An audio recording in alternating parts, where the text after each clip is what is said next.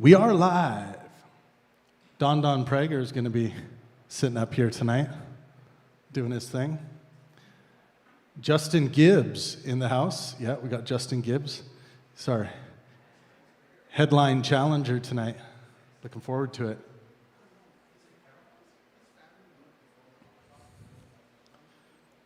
Don's talking about the Holocaust again. Can you give it a break? Don does not deny the Holocaust, by the way. He's an Israeli Jew, but we still love him. Oh yeah, we're live on YouTube. I wouldn't want to get Stephen demonetized.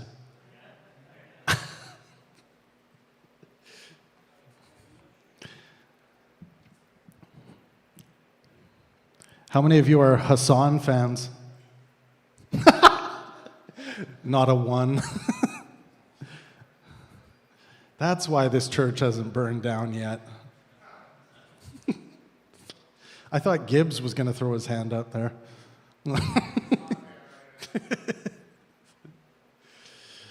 No, this is nice. We're in LA on Saturday night. We have 10 debaters signed up there. And we go to San Francisco the next night for another 10 debaters. LA, we are on our third venue.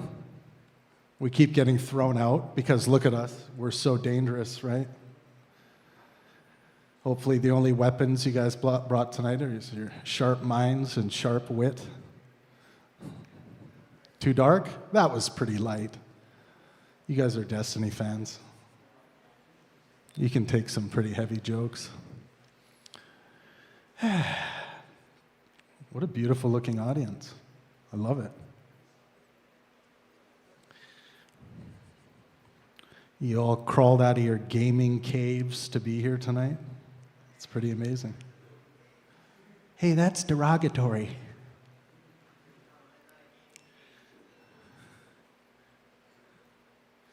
Is that Scott? Scott, you're debating tonight? Yo. I just guessed because I saw your brother's photo and I was like, hey, he kind of looks like him. I love it. That's what this is all about, suckering people into things. Welcome, welcome. Is your name K or Key? Q. K, Key, but it's Q. Q is our stage guard tonight because you all are such scary, violent people. He's going to be so busy tonight tackling all of you. It's going to be brilliant. Yeah, just see if he's ready. Test him a couple times. When you stand up to go to the bathroom, just do it with a lot of conviction. By the way, the bathrooms are outside. They're going to have to pat you down and wand you again when you come back in. If that's your kind of thing, just keep going to the bathroom. We want everyone to have a good time tonight. People keep telling me that these are targets on Donald Trump's head, but I don't know. I don't think it's that. I think it's more just like, I don't like you, I'm anti you. But I guess using the red paint is maybe a little too edgy. I know Stephen has turned down some of my requests to share it a couple times, but yeah, we could use the Ghostbusters symbol, exactly. Why didn't I think of that? Well, it's nice to be back in Phoenix. We haven't done an event in Phoenix since 2017. It's been a while. It's been a long while, too long. But being in this venue today makes me want to bring our next big God debate here. So those of you who are interested in debates on the existence of God, maybe we'll have to get Alex O'Connor back on stage and do something in this venue. It's pretty awesome. Welcome, don't be shy. You're the next contestant on Trigger the Test.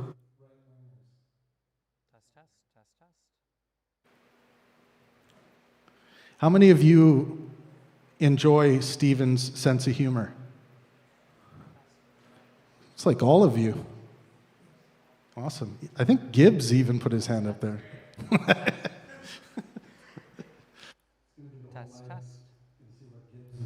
Test, test. Test, test. What does this mic even sound like? Hello? I have no idea what this mic... Oh, wait. Is that really loud? How many of you think Trump has unequivocally demonstrated himself to be a dictator now? Is this like a fuck? I can't fuck. I didn't test this one. Just my wireless. Oh, it sounds okay. It's pretty good. We'll get the other half there by the end of the night. Incompetent. Yeah. Sorry. Okay. Some people Jesus. think that's just him like messing with people, you know. There's a real genius. Okay, turn it down a little more. Can you hear me? Hello, hello. Test, test. Okay. Yes, this is the anti-Trump debate tour. You guys are picking up the background there. Those of you watching on YouTube, I know we're live. Those of you here tonight, please just take one little second to go over and subscribe. Testing, at 1, Pangburn. 2. We just dropped our What does it sound like when what both of these are I active? am calling Is the it super greatest fucked, vaccine or- debate of all I don't know time. if it's like Some people might there's disagree. latency with or me. whatever. Maybe I'm a little biased, but yeah, we just dropped that. Increase that my features volume Professor or his Dave volume? Explains, Dave Farina, and Dr. Dan Wilson. Debunk the funk. I'm a huge fan of Dan Wilson, by the way. I love Dave too, but Dan Wilson just makes my heart beat. And they are going head to head with two of the If I turn biggest names in the anti-vax. his And I don't down, know how to describe those guys. is this too quiet for that, or is that okay? It's like two of the biggest dumbasses. Like, what is the stage volume? Dr. Pierre Corey and Steve Kirsch, they went head to head and it was wild, like Oh, wait. swearing at each other. Pierre was just threatening to leave the stage multiple Test, test. times. Oh, He- shit. Okay, He's okay. getting very Nice. triggered by the data coming out of Dan Wilson's mouth.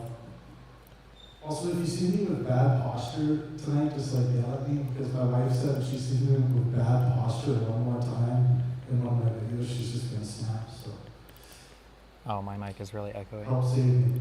Hello, how's it going? I see. Welcome, So when I welcome. mute my mic, it's the echo goes away. Bless me, Father, for I have. Whatever. Yeah, I see. No, it's, actually, we were talking about this, kind of joking about it, but I mean, I'm an atheist. How many atheists are there in the audience? There's okay, a lot of atheists. You're going to hell, anti-Trump, because Trump is such a devout Christian. He really is. Like he's such a. He really exemplifies the Christian lifestyle and way. We got Captain Jack Killian in the audience tonight. Captain Jack's been a long-time member of the Pangburn Hello, Discord hello. server, the Pangburn universe. For those of you who like, you know, being able to go somewhere to jump on to have a quick debate or quick discussion, you know, immerse yourself into a conversation community. That's what the Pangburn Universe Discord is all about. You can just Google that, you'll find it. We hope you join us. And we have people all ages, all walks of life, Christians debating atheists, atheists debating atheists. We have Muslims, left wing, right wing, test. everyone Hello, hello. on our server. Testing, And it's test, test. policed pretty heavily in a dialectical sense. Like my conversational dialectical Test, test. rules are grounded in good Test, faith test. and helpfulness. So if you come there with sincere intentions to have good conversations, you'll be fine. If you come there with a sense of wanting to be helpful Testing, in conversation, testing. you'll be fine. If you come in there with a bad faith, unhelpful Test, attitude, test, you won't be testing. fine. You will be Test, executed. test. Hello, hello. Literally. Yeah, okay. We're not making jokes about that tonight. Don. Yeah, I see you back there. How are we for time? Almost 7. All right, I don't think I'll use this Brought to you by It's Moss. just like a meme mic anyway, so Non-spons. while I'm setting up the stream. What are our next? Oh, yeah. Okay. Also, All right, good luck. Oh, thanks. Also, yeah, if you still want to come out and hang out with us in LA, we're going to be there in 2 days. There's still a few tickets available, even though we've been juggling venues. We finally landed on one that we think is not going to abandon us last minute, but I've been wrong about that like 6 times on this tour. So, and it's funny, like some people might be like, oh, they just don't know that Destiny was coming, and that's why. And then they find out, and then they can't. No, they literally get the poster, they get the ticket link, they get told this guy is thought to be very controversial by some people, and he debates people against Trump, he makes jokes online. This is his profile. You know, this is Pangburn. Ticket link, poster, all that stuff. And then what it's been is like last minute, it's always just like one or two board members that come out of the ether at the very last minute and say, no, we have a bylaw within our rules that says they cannot. And then we have to run to the church and beg for forgiveness. Yeah. How are we doing over there, Don Don? Still figuring it out? We're good?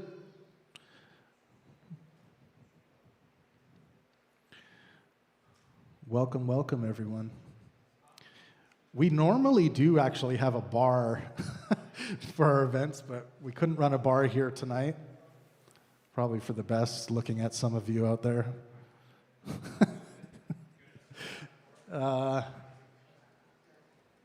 We were in New York when we were last there with Stephen. We were in this venue called Bronxlandia. It's right in the heart of the Bronx.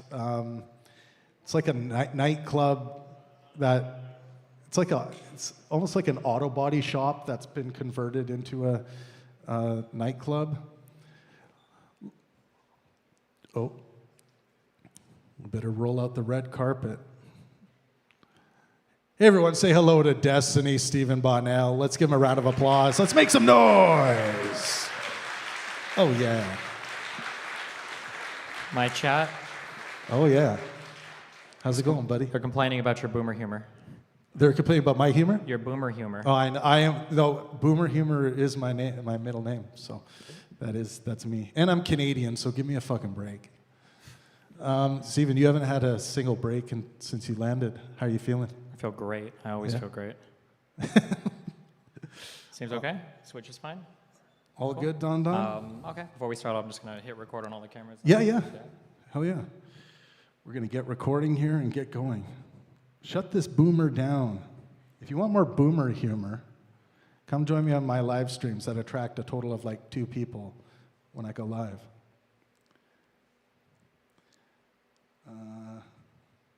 Thomas Panter says, are you ball fondling each other yet? Yes.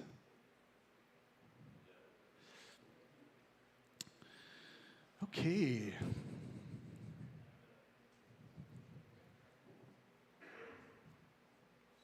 Let's see if any other venues canceled on us.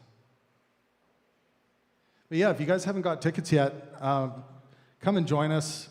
These are a lot of fun. It's great to have everyone together. There's going to be a poster signing at the end of the event tonight, and you guys will all be able to go home with a free poster signed and get your picture with Stephen. And that'll be happening at the very back where the merch table is.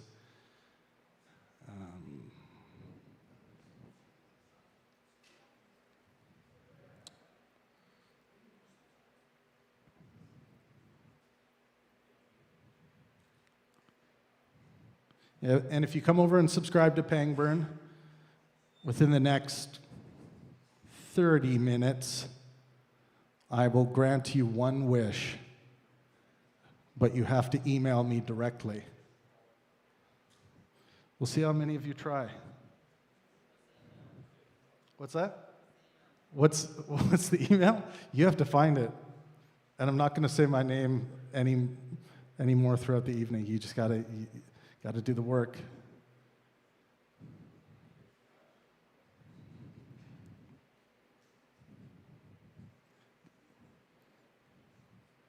Okay. Where are my beautiful notes?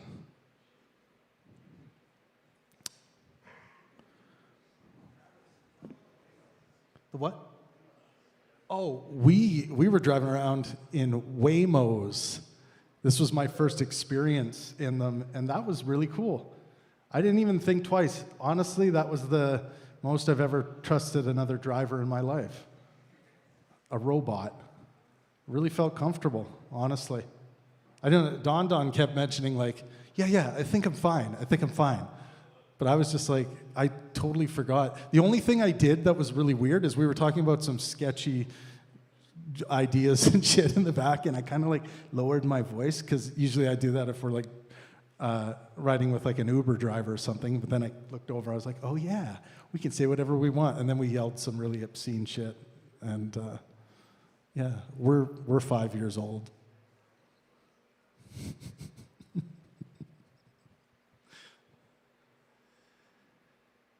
So we do have Scott, Nathaniel, Don, and Mr. Gibbs tonight. Okay, cool. We might have some time for some Q&A. How many of you would like to jump up on stage and have a little bit of Q&A with Stephen tonight, just so I can get an idea? Okay, quite a few of you. Very cool. Well, we sold, we were able to sell 130 tickets for Phoenix here, which is nice. For our, when we sell that many, not everyone does show up, but it looks like we have a nice, decently full house tonight, which is great. Everyone's got enough leg room. Awesome. Oh, okay. Yeah, cool. Steven's playing with his camera in the corner.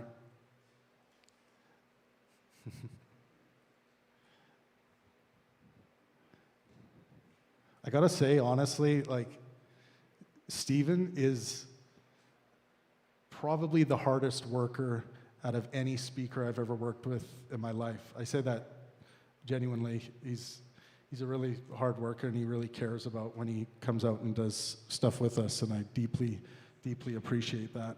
And yeah, it's quite amazing to see how long he streams, and all the work that he does is just that he has energy to come and set up with us, and it's pretty cool.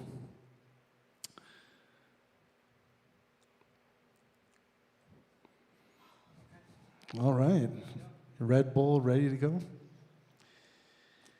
Well, is there anything you wanted to say before we get started? Thanks everybody for coming out. I met at least one guy in the airport who actually flew out here for this, which I thought was interesting. How many of you guys are from out of state? I like the enthusiasm. All right. This is more of a hand-raising crowd than a That's clapping okay. Hey, crowd. listen, actually, They're not very loud. When we clap, when we land on our planes, we clap. So Yeah. you can clap at the audience for anything. Okay. I All right, love cool. it. All right. There's a few hands up there. I think like 5 or 6 people. Cool. Sweet.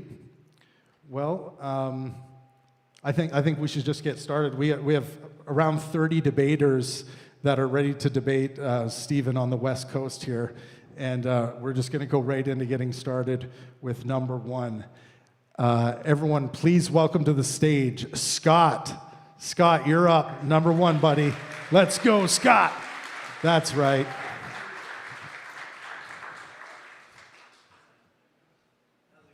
Hey, how's it going? Nice to meet you. Nice to meet you too. What's going on? Nothing I got much. roped into this. My brother's 10 years younger than me. They're Okay. twins. Twins. All right. Real quick, can you make sure the mic's right up to your so I can hear you in the back? Oh, yeah. Josh is here with me. His wife is due any minute. She's 2 days past her delivery date. Okay, that's exciting. So he prioritized coming out here to listen to this and meet you. So that's kind of cool. I mean, you can always have another kid, right? Well, this is his fourth. So Fourth kid or fourth Destiny event? it's going to be his fourth kid. Okay, then he's already seen 3. He's good, all right. It probably doesn't change much from kid to kid, so, you know. Yeah. So we're on completely different aisles of the political spectrum. So he's like, I want to see Destiny cook you. So pick a topic and come up here. Oh, man. I don't know. So I think the easiest one's going to be the border. So I think Trump, laid it out that the Democrats opened the border up, and we had this crisis. Nobody really knew what was going on. Biden refused to fix it. He tried to give like a last-minute ditch effort at the end, and Trump came in and did what he said he was going to do. Okay, so for border stuff, I think there's like 2 big kind of issues that I have when people talk about the border, okay? The first is that you're all racist. I'm just kidding. I just had to avoid that one. No, I had to get my woke credit out of the way. The first issue I have is I feel like, it's hard to put this into words, but it feels like sometimes the problems that people think they have are sometimes problems that other people talk about, like it brings like more awareness to a particular problem. And so sometimes it can be hard to get a gauge on like what the actual issue is. So do you have any kids? Yeah. Okay, you know, once they hit a certain age, it's very obvious. You can tell when like you need a nap. You're just tired. You know, they'll complain about everything. It's like, but you need a nap, and once you wake up, you'll be fine after that.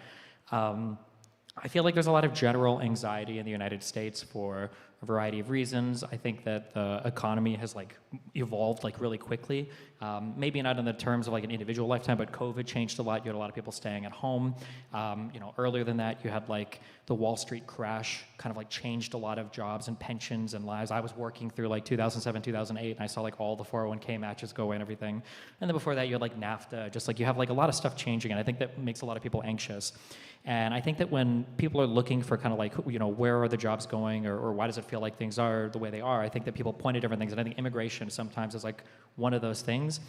The reason why the two things that I have an issue with the way that Trump talks about immigration is the first thing is, I always kind of say this is like a litmus test. If I were to tell you like 100,000 immigrants came in illegally last year, and then, you know, maybe somebody agrees with that and say, actually the number was 1 million, well actually it was 10 million, well actually it was 100 million, like would you actually even know what the number is? And I feel like not really, because I've watched Trump when he was running in the election, like in Biden, this most recent one, I think he said the number initially was 10 million, and I feel like every few months he adds like 5 million to that. The last number I heard him say was 25 million, which is a lot more people. And so I'm wondering like how many people actually got in is the first one, and then the second one is... But doesn't that go to the Biden administration just allowing this to fester? Nobody really knows what the heck's going on down there. We see video of people just streaming across, a lot of people from Haiti just stuck under a bridge, 20,000 people, and then we're supposed to believe like there's not a problem? Like, I mean, I think there is a problem, like obviously, but also like in a perfect world, like how many illegal immigrants do you think could reasonably get into the United States across the southern border? well, I mean, I don't know, but I know that 20,000 Haitians don't just magically show up here. Like, there's a boat and planes, so, like, where's our government that's supposed to be, like, handling that situation, not sticking them under a bridge? Sure. I guess what I'm trying to say is that, like, I feel like there's always going to be some amount of legal immigration. You're always going to be able to find some video or some, you know, like, evidence of somebody crossing illegally. But I feel like if illegal immigration was, like, the problem that Donald Trump sold it to everybody as, he would be doing a lot more to get people out rather than kind of, I feel like there's been a lot of empty platitudes. You know, like, oh, we'll give you $1,000 if you leave. And then I feel like the number wouldn't be changing all the time because it makes it feel like it's a little bit more fictitious. Like, I'm just kind of like putting, not to say that there's no problem at all with it, but it feels like if we can say there was 10 million and then 25 million, it's like, well, what is the actual number? Well, I mean, I don't think it matters if a million we all agree we're supposed to be allowed to let in legally. If it's 2 million, 3 million, 10 million, 20 million, everybody should be outraged that this isn't what us as Americans agreed on. And why isn't Biden stopping it? Yeah, I agree with that, but I feel like there is... So what do you think? Do you think it was 2 million that came in, 3 million? I think it's hard because you have to count, like, one of the big ways that a lot of people came in, I'd say illegally, was through, like, abusing the asylum seeking process. I think the initial number, like around like 9 to 10 million, might be correct over the Biden period. How many people came to claim for asylum and then they were handed the slip, and it's, you know, it's colloquially referred to as like catch and release. And then a lot of those people started to not show up for court dates and stuff. I think there's definitely an issue there. But like if it was a real issue, I feel like we should tackle it like a real issue. So like some kind of comprehensive like legislative package that gives you the ability to put more judges out to kind of like make more rulings on things rather than like this broad, you know, he has like an EO to close the border and supposedly there have been now absolutely zero crossings, but we haven't done anything to get supposedly the 25 million people here out, but Right. then nobody's talking about it anymore. I don't hear anybody talking about it anymore. It's like, so was it not that big of a problem or what am I supposed to think about I that? think it's not a problem because nobody's coming across right now because he shut it down. But I do think it's been 100 days. Hopefully they put some legislation together. Obviously it's going to be a failure if they don't, and that'll be on Republicans, right? But Do you think that, like, everybody- what about like the 25 million or whatever that are supposedly here? But Democrats were saying that wasn't a problem. Trump couldn't do it. Trump couldn't fix it. He did it, and then they just flip and start calling him racist. And so he doubles down, and now we got people getting rounded up at Home Depot. Like, it's the Democrats started this problem, allowed it to foster. Then Trump fixed it, and then they egg him on. They push his buttons, just like what happened to you on Piers Morgan. Like, you're just set up, and of course you're going to just, like, lash back out. Like, it's not a rational emotion, but you're trapped. So that's what Trump does. Same thing you did. Like, it's not practical. Well, one, Trump is the president of the United States of America, so he's got plenty of people But he's around still him. human. What? He's still human, and like, of course, we know who he is. He's going to react and say stupid crap. Like, if you go He's to human, but like if I was like in surgery and the doctor passed out because he saw my open body, I would be like, well, he's just human. It's like, well, no, he's a doctor. He should be ready to handle this job. You're the president of the United States. You've got a whole cabinet full of people. You've got advisors. You've got whole branches that are dedicated to helping you figure out what you should do. The issue I have is that like, yeah, if there are 25 million people here, why, like, what am I supposed to think? I'm on this end, and I've heard this is a huge problem, it's a huge problem, it's a huge problem, and then nobody's talking about it There might not be a problem anymore. with 25 million people here, but acknowledge that it did happen, and let's address it in a non, like, you're racist type of way. Like, say, okay, let's get a pathway, or let's get them jobs, or get them green Yeah, cards. but like, what has Trump proposed? Well, how is he going to propose anything when the Democrats won't even acknowledge it was an issue, and that he just lies and makes up numbers, Well, I and think- there's not even an issue? I think the Democrats acknowledged it was an issue. There was legislation that Biden tried to have pushed through at the end of his presidency, but Trump didn't want it to get through. But that's not good faith. You admit that, right? Like, finally at the very end, when Biden's polls are dropping, he throws out some legislation, doubles the amount of people that can come in, and then says it wouldn't double the amount, but also like somebody doing something in response to their polls dropping, isn't that the point? They're politicians. They're supposed to get elected. If the people want a thing and the polls are showing it, then you would hope that they would do that to thing, then right? use it against Trump, like, oh, he doesn't care about the border. Like, that's just disingenuous in my view. Well, I think it would be disingenuous if that legislation died because Trump said it would, and then once Trump came into office, then he passed it, but he didn't. Like, my prediction is by the end of the 4-year He's not term. going to pass it because it called for almost double the numbers of what we agreed that should come in the first place. No, I don't think that's how that Well, works. you know the numbers better. I'm not like, but tell me. So how many are we allowed in every month right now? Sure. So the illegal without immigrants, the asylum, number allowed yeah. in is 0, right? You're not Right, supposed to yeah, have any. illegal, but the legally- what they were going to do is they had it so that if the average, I don't even remember the numbers of this one, but I think it was like if it averaged out to over like 5,000 a day or something like that, it let them put like a moratorium to zero it out for like 2 weeks. Basically, if the numbers exceeded a certain amount, they could say no more for 2 weeks. We're allowed to like literally reject everybody. But people took that like 5,000 a day number and they were saying like, oh, they're making it so you can have 1.5 million illegal immigrants coming in every single year now because of the new numbers. But that wasn't really Which right how now it was. it's like 400,000 or something, right? It's allowed in, something like that. Well, I mean, it depends on how you count like illegal crossings versus like asylum seekers who are maybe abusing the process. Like, it's hard to count it exactly. But I mean, if you believe Trump, he said, like, do you believe the number has actually been 0 for the last 2 months? I mean, not 0, but I mean, That's what he I says, don't though, think, right? It's just absolute 0. Do you think the crime in DC is 0? I think he's sending people back. I think he's catching them at the border and not letting them in, which I mean might be unconstitutional to your point, but not if we have a crisis. But do you think Biden wasn't enforcing the border like at all? No. Well, I mean, not really. I mean, I think I think the Border Patrol was so overwhelmed, they were helping process people throughout the country and getting them settled and getting the kids taken care of. Like, they did lose track of 300,000 kids. Like, those kids got shuffled off to another agency. That agency couldn't track them. Border Patrol couldn't find them when they had to go do their welfare checks like a year later. And so I mean, I'm sure they're not all trafficked kids, but nobody knows where the hell these 300,000 kids are. So the 300,000 kid number, I don't think is exactly accurate. The way that it's portrayed is that 300,000 children were lost. Right. But I don't remember the exact, because it's been a They're long time not lost, since. but they can't actually follow up with them to do their welfare check. The Border Patrol can't. So the other Well, agency... the question would be, if at the end of these 4 years, if Trump hasn't done anything comprehensively with the border, would you consider what he's done so far a success? Because according to Trump, 25 million illegals came in. Basically, none have been shipped out. Not if it just opens back up and we're at square one again. Okay. Then no. Well, no, not opens it up. But even if he keeps it closed and nothing gets passed, if 25 million people came under the 25 million, that's a lot of people. That's a lot of people. Supposedly, he says. Yeah, So, I don't- but I if mean, nothing happens in 4 I don't years, think I'd buy into the 25 million number, but whatever. I mean, that's fine. well, what do you think? What does I mean, it feel like the I think number 10 is? million people is like logical. Okay, but if Trump doesn't get rid of any of them, 10 million's a lot of people. We don't need to say the 25 million. I mean, Trump says it because he likes to embellish everything. he likes to lie. He likes to embellish. He likes to lie. That's a lie, right? Yeah, but If he my might- professor he- embellishes but he my might believe grade it. for me, that's He might cheating, be- right? I'm Like- not going to call him a liar because he might have evidence I don't have. He might really believe there's 25 million. Like, Does just Trump seem like the kind of guy who would but hide I'm evidence saying from the I believe public 10 that would million is bolster just a his- belief. I'm not a liar if it's really 25 million.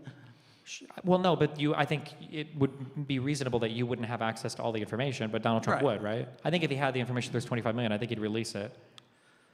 My issue is that, like, right now, Trump has gone about, like, even if I was fully bought into, let's say I was the most anti-illegal immigrant person ever, Trump is literally doing absolutely nothing except for the executive order closing the border to help me.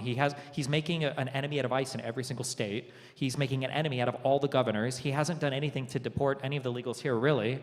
Like, it just seems like he's just working. There's no immigration legislation on the way. He's being difficult, but you can't just give him the credit that he did shut the border down and stop that crisis that we were all dealing with for 4 years.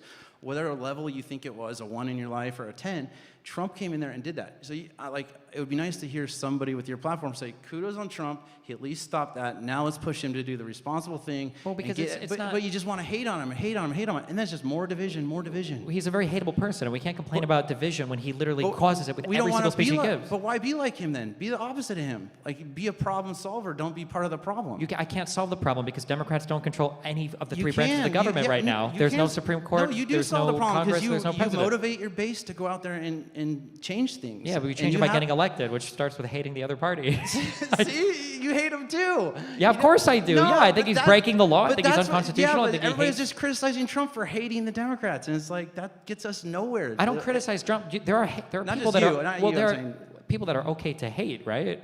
I don't think you need to hate the other person to win. You just have You to don't win need to on, hate anybody? You win on better ideas and Would you execution. would you hate a murderer? No, you can hate people. That's Okay. fine. I'm not saying you can't hate. So I think Trump conducts I'm himself not in a very saying you hateable can't way. hate Trump, but you shouldn't hate Republicans, and I feel like you do. You literally go out and you hate Republicans. Well, because I feel like they're engaged in a project that's like actively making every single part of our country worse. But they feel the same way against liberals. And yeah, so, but one of us is in reality and the other one's no, not. exactly. And so we both think we're in a reality. We're all in our own reality. Well, so here, my prediction is at the end of these 4 years, there will be no immigration legislation. We're not going to talk about illegals basically at all, probably for the rest of Trump's term, except for whatever he does with ICE. And then as soon as the Democrats back in, we're going to hear about the caravans again. We're going to get the videos of the bridges again. And it just doesn't feel like a real issue if nobody's really taking it seriously. You say that he stopped them coming in, and that's great. But like if somebody, shoots someone in the stomach, they slap a bandage on him. Like, I mean, like they stop the bleeding. But like there's a whole problem there that he's not addressing or doing anything about. I think it's a huge issue. I think your prediction has pretty good odds, but let's deal with reality right now. So we can both agree he stopped the border. Sure. Right, all right. That's it. Well, you're good. We But agree that's- on something. But that's not. But he we didn't agree. solve the problem. Isn't the border? The problem is illegal immigration. We can't solve your problem until we find out if he actually does the legislation over the next 4 years, which he's not. It has to be in the next year, basically. Sure. I mean, he didn't do it in his first term, right? He hasn't Right. even talked about it this term. Well, I know, but we're beating a dead horse at this point. We Yeah, know Trump doing we anything in know he office closed the is- border, but we don't know if he's going to actually put the stuff down in writing. So let's wait and see. But Okay. Well, but I mean, like, if he doesn't do anything for the border, then I would say then that Trump was worse on the border than Biden, because Biden had legislation that everybody was ready to pass. I'll agree with you. Yeah, he was worse because he convinced people to That he was gonna support do him. something? To support him, and so he not only let them down, but he also left the border open. So I'll agree Okay. with you. He was worse than Biden if he doesn't get the border resolved. Okay. I'm gonna agree with that. All right, man. It was nice meeting you. All right. Thanks a lot.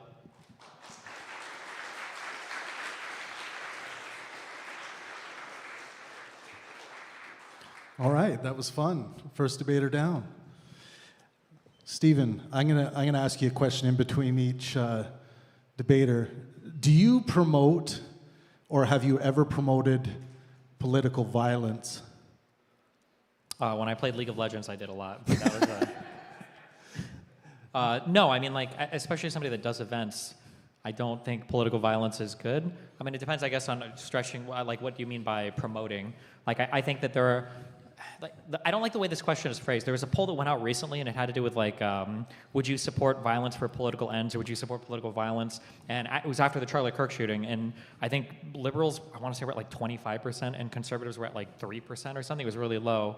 But like the way that you phrase that question, I think is a little interesting, because if you ask a lot of conservatives, like, why do we have a Second Amendment? They'll say, well, that's to fight against like a tyrannical government. It's like, well, that sounds like political violence. In that case, I feel like 99% of conservatives would be in favor of it. The reality is basically close to 100% of people are in favor of political violence. It just depends on Right, it what the depends. government is doing, right? This is why I asked the question, because everyone's, well, I see probably millions of people talking about you saying that you promote political violence, but I agree with you. I think everyone does. It depends who we're promoting it against.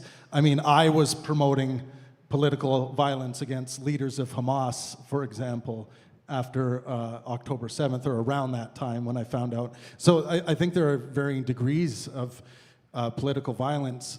But I think there's a lot of misinformation out there about the things you say and people twisting them into thinking you are, in fact, promoting political violence against those that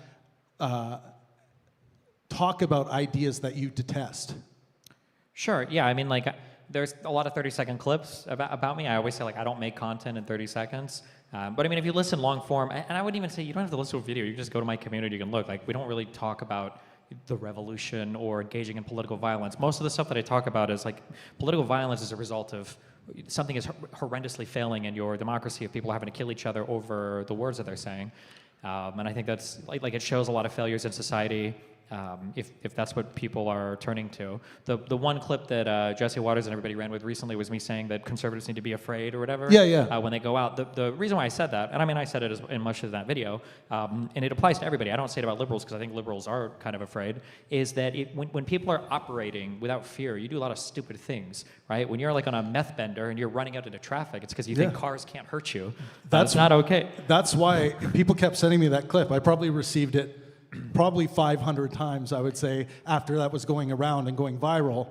And I analyzed it, and I thought you were promoting the idea that you think it's good that they are afraid of everybody, a particular because thing. The problem is that, like, people, I so think, you were promoting fear, what kind, not there's like not violence. There's a healthy sense of well, here's what I'll say. People like romanticize a lot the concept of like revolution and civil war and all these things, and they're not like romantic, or they're not sexy, or they're not fun, or they're not awesome. Like, these are really horrible things to be happening.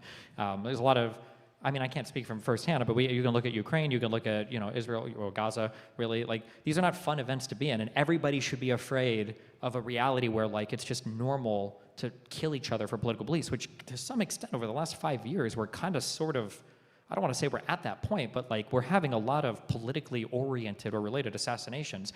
And when I see one side, like when I look at Barack Obama and Biden, all these people are saying like violence is unacceptable. When Biden made his statements after the Trump shooting, and when Biden is increasing Secret Service and security for Trump after Iranian assassination threats and everything, right? It's like, okay, cool. This is a guy who seems like he doesn't want political violence. When I see all the conservatives are spamming like civil war, like all this crazy stuff, on Twitter and everything, I'm like, I don't understand. Like, are you guys like looking forward to this? Like, there should be a healthy amount of apprehension or fear of like us actually descending to that point. Promoting civil war is promoting violence directly, is it not? Yeah, but like worse than that, it's like promoting it in like this really childlike, naive, like invincible kind of way. Like, none of us should want that world. Right. Yeah. I agree. Okay. Well, time for round 2. Let's get Mr. Justin Gibbs to the stage. Let's put it together for Mr. Gibbs.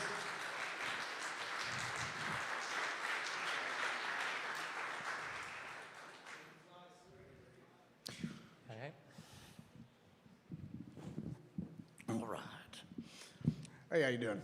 Pretty good, pretty good. All right, so I kind of wanted to talk about a topic that's close to me because I feel like most voters vote local. Okay. All right, and so it's kind of going to include some of the immigration, some of the tariffs. So I'm a rancher, and Trump is the best president that we've had in the last 70 years for ranchers.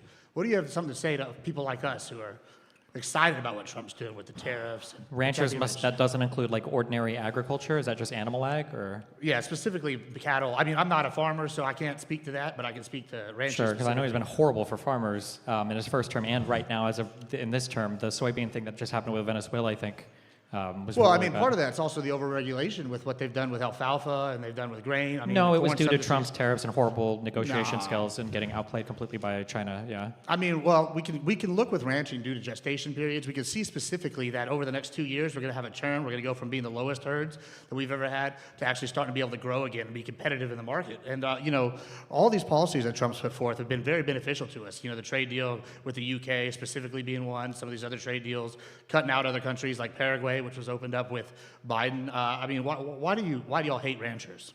Why do I hate what? Why does the left seem to hate ranchers? Well, I don't know if the left hates ranchers. Trump hasn't made any trade deals with any countries yet, so I don't know what trade deals you're referring to when you talk about the UK or anybody. All Trump has done is increase the tariffs to basically every country on the planet right now, so I don't know how that's helping. Well, that's not true. The UK just agreed to get rid of restrictions and match USDA requirements regarding beef, and so they agreed to get rid of the restrictions on how much beef they've included. That's They, something I they know might for have a fact agreed in that's a happened. speech, but there hasn't been any like deal formalized yet. Like these are all like skeletons of plans, and we're still waiting for something. Well, I mean, to that's actually- better than nothing. You just talked about how, with the border, right? You just talked about how, they just slapped a thing on there and then, we haven't finished the job. Well, at least we got something started. Before, it was just continuous bleeding. Would you agree that getting some kind of start is better than no start at all? No, because we're starting 1,000 feet behind the starting line because Trump started by tariffing the entire planet for no reason. Yeah, because they've been taking advantage of the great United States. They haven't been taking advantage of us. Yeah, Our economy absolutely. is destroying the rest of the world. So we're the biggest economy on the planet. Yeah, exactly. So they should be paying for access to that. Part of the exclusivity. reason why we're the biggest economy on the planet is because they don't have to pay for access. We have open and free trade. Yeah, but listen, everybody wants to be a Walmart. That's great and all, but eventually Walmart has to up its cost if there's no kind of benefits to them making money. You know what I'm saying? Like it's Part of the capitalism. reason why everybody wants to go to Walmart, though, is because everybody can go to Walmart. As soon as you start making it restrictive and you start putting tariffs and other people start counter-tariffing you, nobody wants to go to your place. Yeah, but whenever you have to pay all these different things with Walmart specifically, right? There's a reason why Walmart's closed down in certain neighborhoods due to crime and theft because it becomes not profitable. Right now, we're running with the biggest deficit we've ever run, and it's time to make some changes. And specifically with ag and ranching, we're actually seeing benefits and changes that are benefiting ranchers, especially with the border control. It's helping to stop the screwworm infestation in Mexico from coming here. If that comes to Mexico, the beef industry collapses completely because of the small herds. I mean, why would we not want this kind of security? Why wouldn't we want these trade deals to benefit Americans? We don't have any trade deals yet, so I can't really speak What to... do you mean we don't have trade deals? They're announcing trade deals all the time. Stuff is finalized. Yeah, They're and starting the we're process. always 2 weeks away from them. Nah, that's convenient. I mean, it's not always 2 weeks away. It is always 2 weeks away. That's why there's not a single trade deal. The UK Well, trade deal is not done yet. I'm specifically citing the UK. They've already come back and said we're relaxing restrictions on American beef. We're going to match American. That's a change. That's like maybe it's not a formalized trade deal, but whenever it's accomplished a goal, that's basically essentially a trade deal in all but name. Yeah, the name is important. That's why it's called a deal.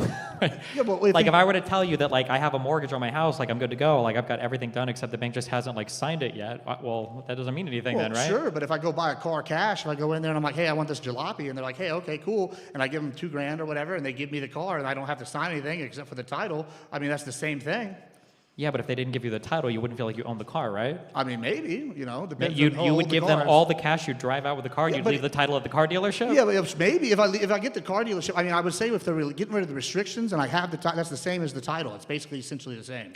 Yeah, the reality of the situation is that Trump has just been horrible for trade in every respect. I don't know how anybody who likes free trade or thinks that trade is beneficial to the United States. It's great to sit here and try to say, oh, we're pro-free trade, we're pro-capitalist, and that's like, you have this idea that all the people on the right are just these anarcho-capitalists, which isn't true. We want trade that's going to benefit us, and right now we've been taking advantage of it, especially in the beef Why do we industry. think we've been taken advantage of? Well, because I know for a fact that the reason we're losing beef, we've had cattle herds go further down, is because other countries have taken over our market.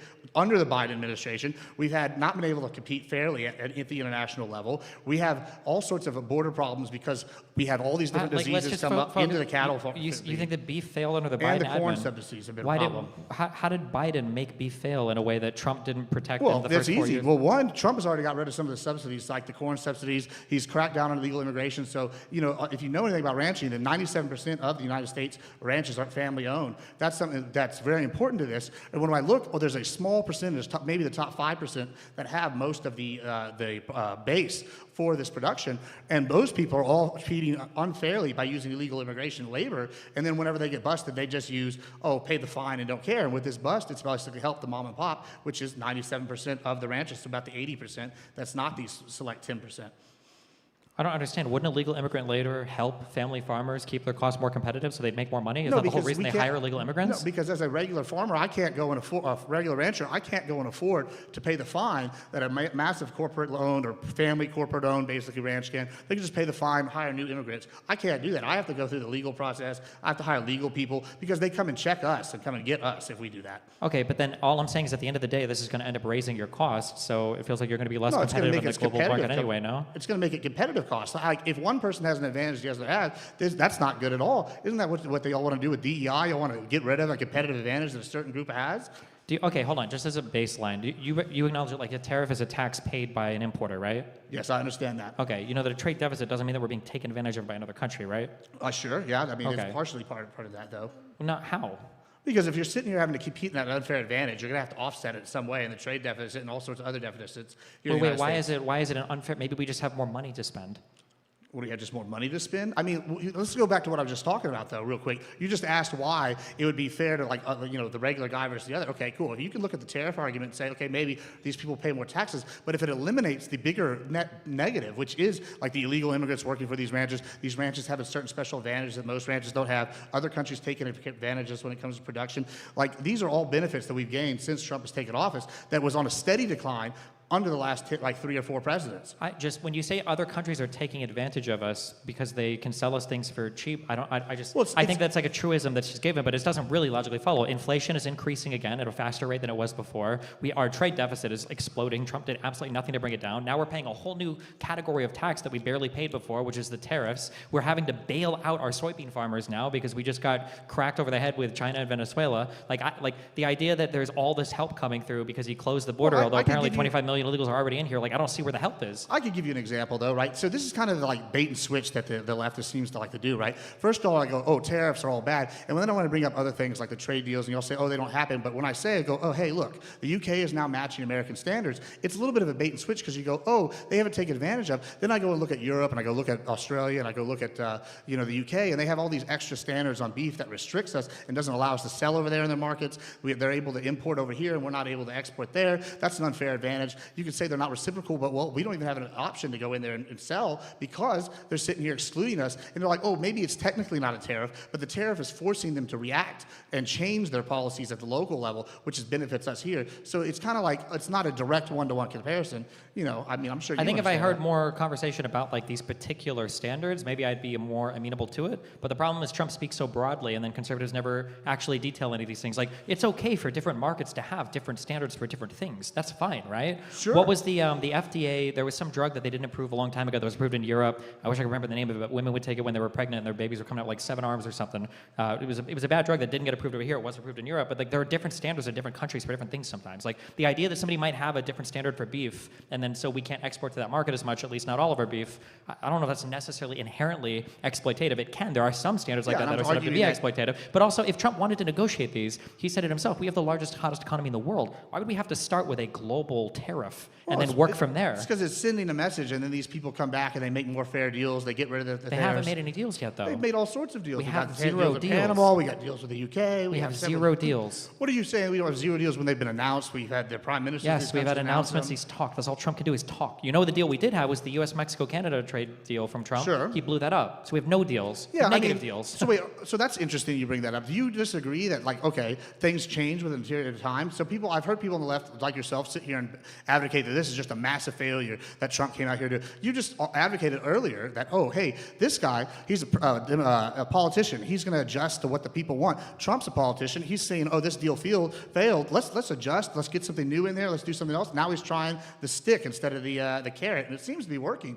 It's not working, though. Inflation is increasing. Our exports and import markets are hurt right now. The treasury yields are increasing. The world economy is losing faith in the United States. Like, basically every conceivable metric, we're worse off than we were before. I mean, The budget is out of control. The one big beautiful bill massively. Our government is being shut down again. Like, everything is failing. I don't know where all the Well, I success is coming disagree. from. Like I said, I can point specifically to the beef industry as one of the industries that is growing. And this is kind of the misnomer I think y'all are talking about. We've been a service industry nation for a while now, and it looks like we're trying to move back to more of a manufacturing and production nation. And I think this is one of the major ones. If the beef industry fails, that's a national security crisis. Like, first thing that happens if you lose your food supply, and that's going to be a bad thing. Cheeseburgers are the only food supply in the No, United I mean, States? you act like that's funny. That's a good one though. But here's the thing: like, I used to be able to go get a thing of fajitas, some skirt steak, a couple pounds of it, 99 cents a pound. Now it's $14 a pound, right? And that's crazy and it's bad, and that's due to exactly because of the Biden era policies under soy, the Biden era policies under alfalfa, the Biden era policies under corn. All these subsidies made people switch, and all of a sudden now we didn't have feed, herds shrunk.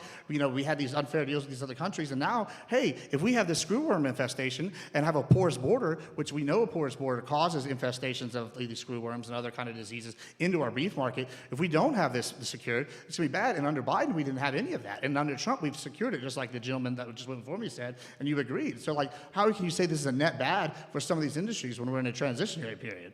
Well, if we're transitioning backwards, I guess it's a net good if we're trying to regress economically and security-wise. But like, if you care about national security, Trump has been worse on national security in like almost every conceivable metric. Wait, do you think going backwards into production and manufacturing is actually you think that's going backwards, I guess is what you're When saying? people speak derogatorily about like service-type economies and then they want to step back into manufacturing, that's a regression. See, I disagree. You know, I hear a lot of people, I guess they want to go backwards to a time where they had more money in their pocket. Like, I hear all these people that were big union guys going, hey, you know, I miss working at the factory, making $30 an hour. Why can't we get back to factories? I hear ranchers talk about, oh, you know, I remember in the 50s, which is crazy that they're talking about the 50s when they had larger herds, you know, beef prices were way down. Even in the 90s, beef prices weren't as egregious as now, but they're still flying up. And it's because of all the bad lefty policies where they're That's fine, but like in overregulated. the 1500s, if you knew the Pythagorean theorem, you were the smartest guy in your math class. Yeah, Like times change. It that's doesn't, like you fruit- can't just say what that does we that can have just, to do with anything? because I mean, going backwards to a manufacturing economy, that might have been good 50 to 100 years ago when the entire world was doing like manufacturing and was working that way. But you can't, like, no economy, you can't give me a single example of an that's- economy anywhere on the planet that that's regressed ludicrous. economically. That's ludicrous to argue that you were the smartest person in the room just because you knew the Pythagorean theorem has nothing to do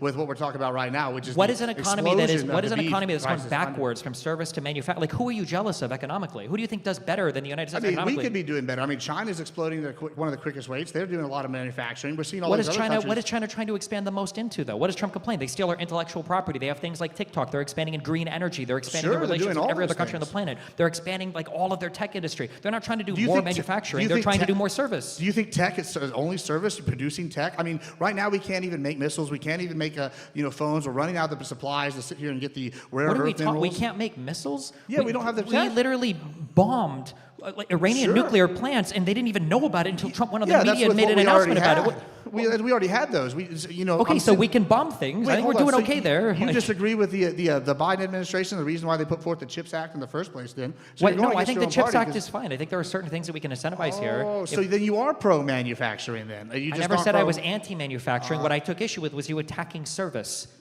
I mean, okay. I mean, listen here. We saw COVID. It became the gig economy. It became just service economy. That's bad. I mean, I don't know anybody that can sit here and just make a living wage off of just working Uber or Uber Eats or DoorDash or anything. Nobody can live like that. They have to do this. They have to work the regular job and they have to work one of these in the side jobs to sit here and get by. If we could return to manufacturing, people can work their 9 to 5s, 40 hours a week, and get back to only having to work 40 Do hours a you, week. you instead of having acknowledge two that jobs. those jobs are never coming back like that, right? Like Some every of them time you say can. that, you're selling a lie to They're people. That only will coming- never, ever be They're the never case that you can put a door on a car and make a living wage doing that. That will never be the case again in any part of the world. I mean, how are you intending that we're going to automate, say something like ranching? There's no way you can automate ranching. What are they going to have? Farming uses more like automation and advanced machinery. Like, do you think that people that do agriculture like go out with their scythes and chop the crops? No, I think as somebody that's done agriculture my entire life, I mean, I feel like I have a pretty good idea. I don't think there's any robot that can go out there and kill snakes currently that keep my cattle from being poisoned. I don't think there's a robot right now that can go kill a mountain lion or a coyote that's eating a calf. No, I don't think there's going to be a robot that can build my fence for me currently. No, I'm sorry, there's just no way you can sit here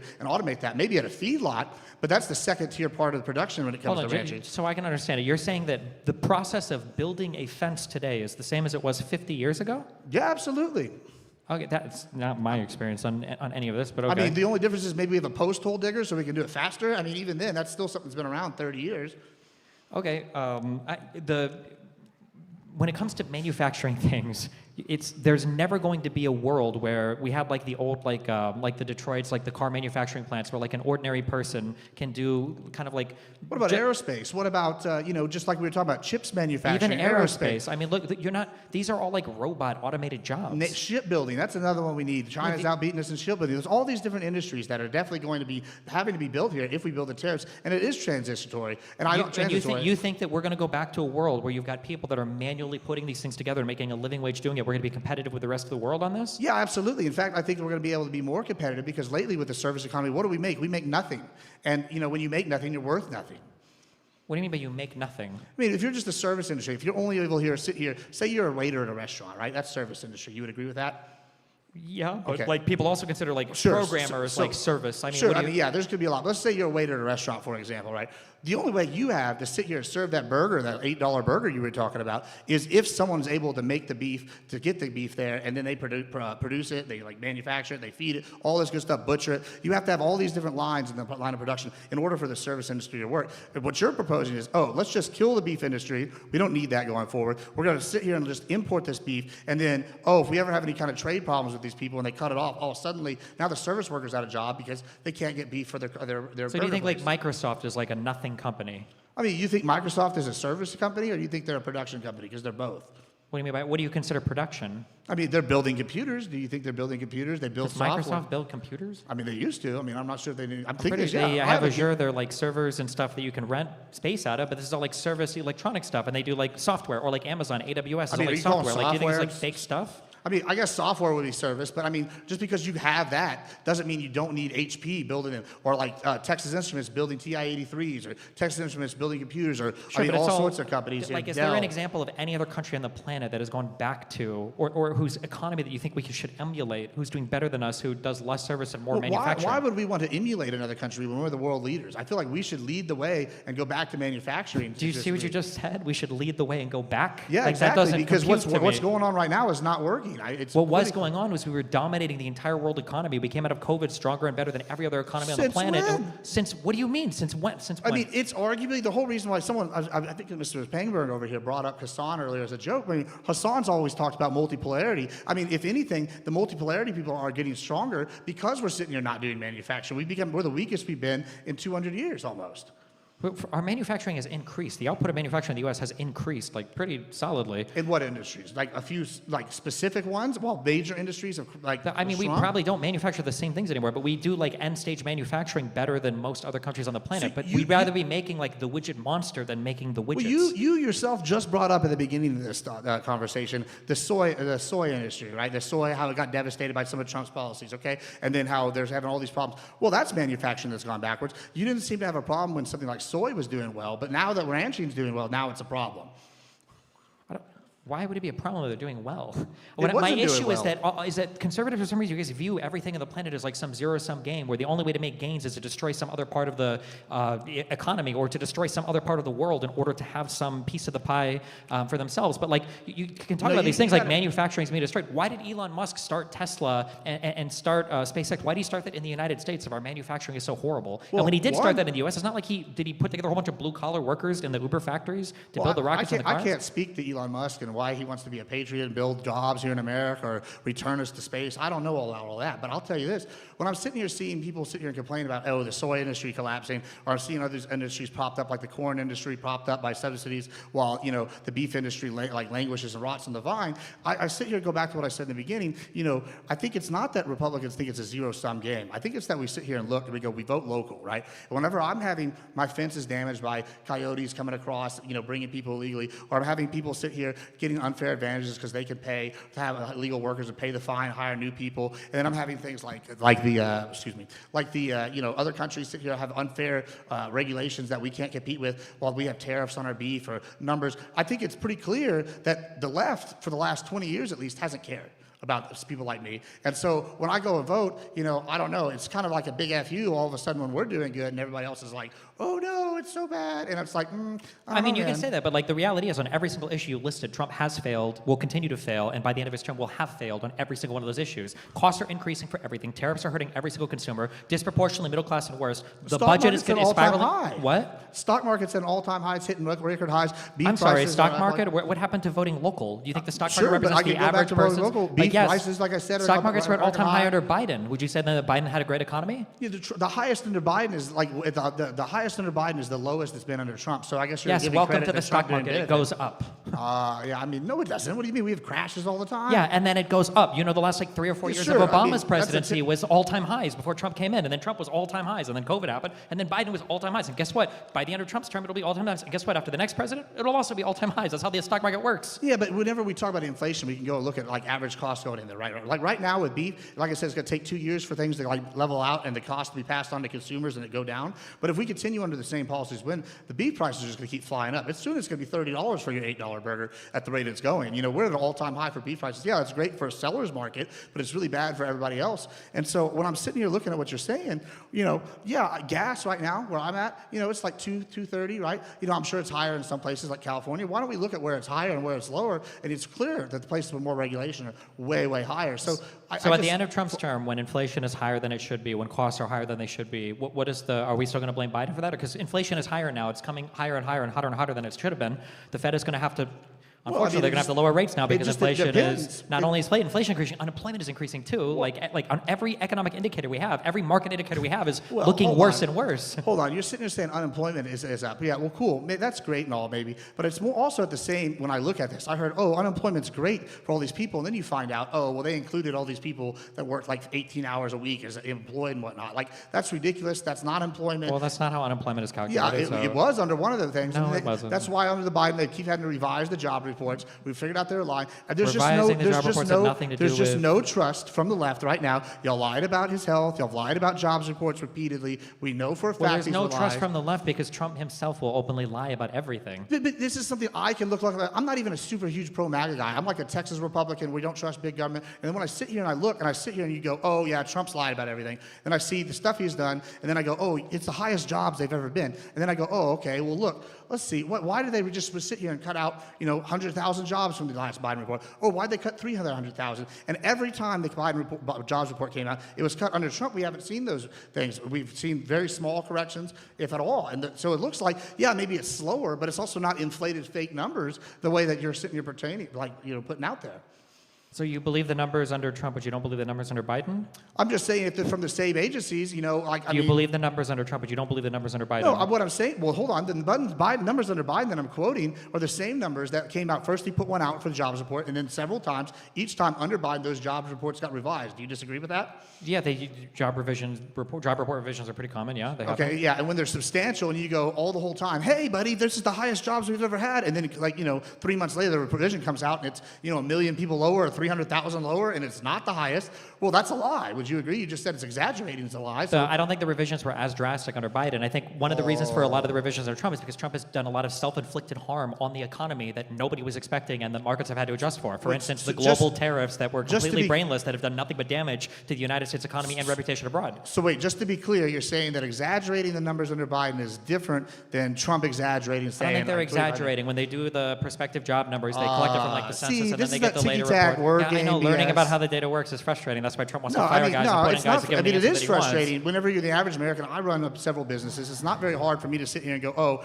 I did this. If I go to my investors and I tell them, hey, guess what? Oh, our numbers are actually, 300% lower than what I actually told you in, 3 months ago. Like, yeah, that's going to be outrageous. Or at least, we made $300,000 less this month than we actually told you we made. But now that we've done revisions, they're going to go, that's a lie, and they're going to want to pull funds. Like, so whenever you're sitting here going, oh, it's not the same. It's frustrating how numbers work. Yeah, it is frustrating to the average Americans who are like wise to this game now. Like, I just don't understand how you can sit here and say it's not an exaggeration or whenever that's Because exactly what's happening. they do revisions because the first numbers they get are different than after they verify them on the second batch.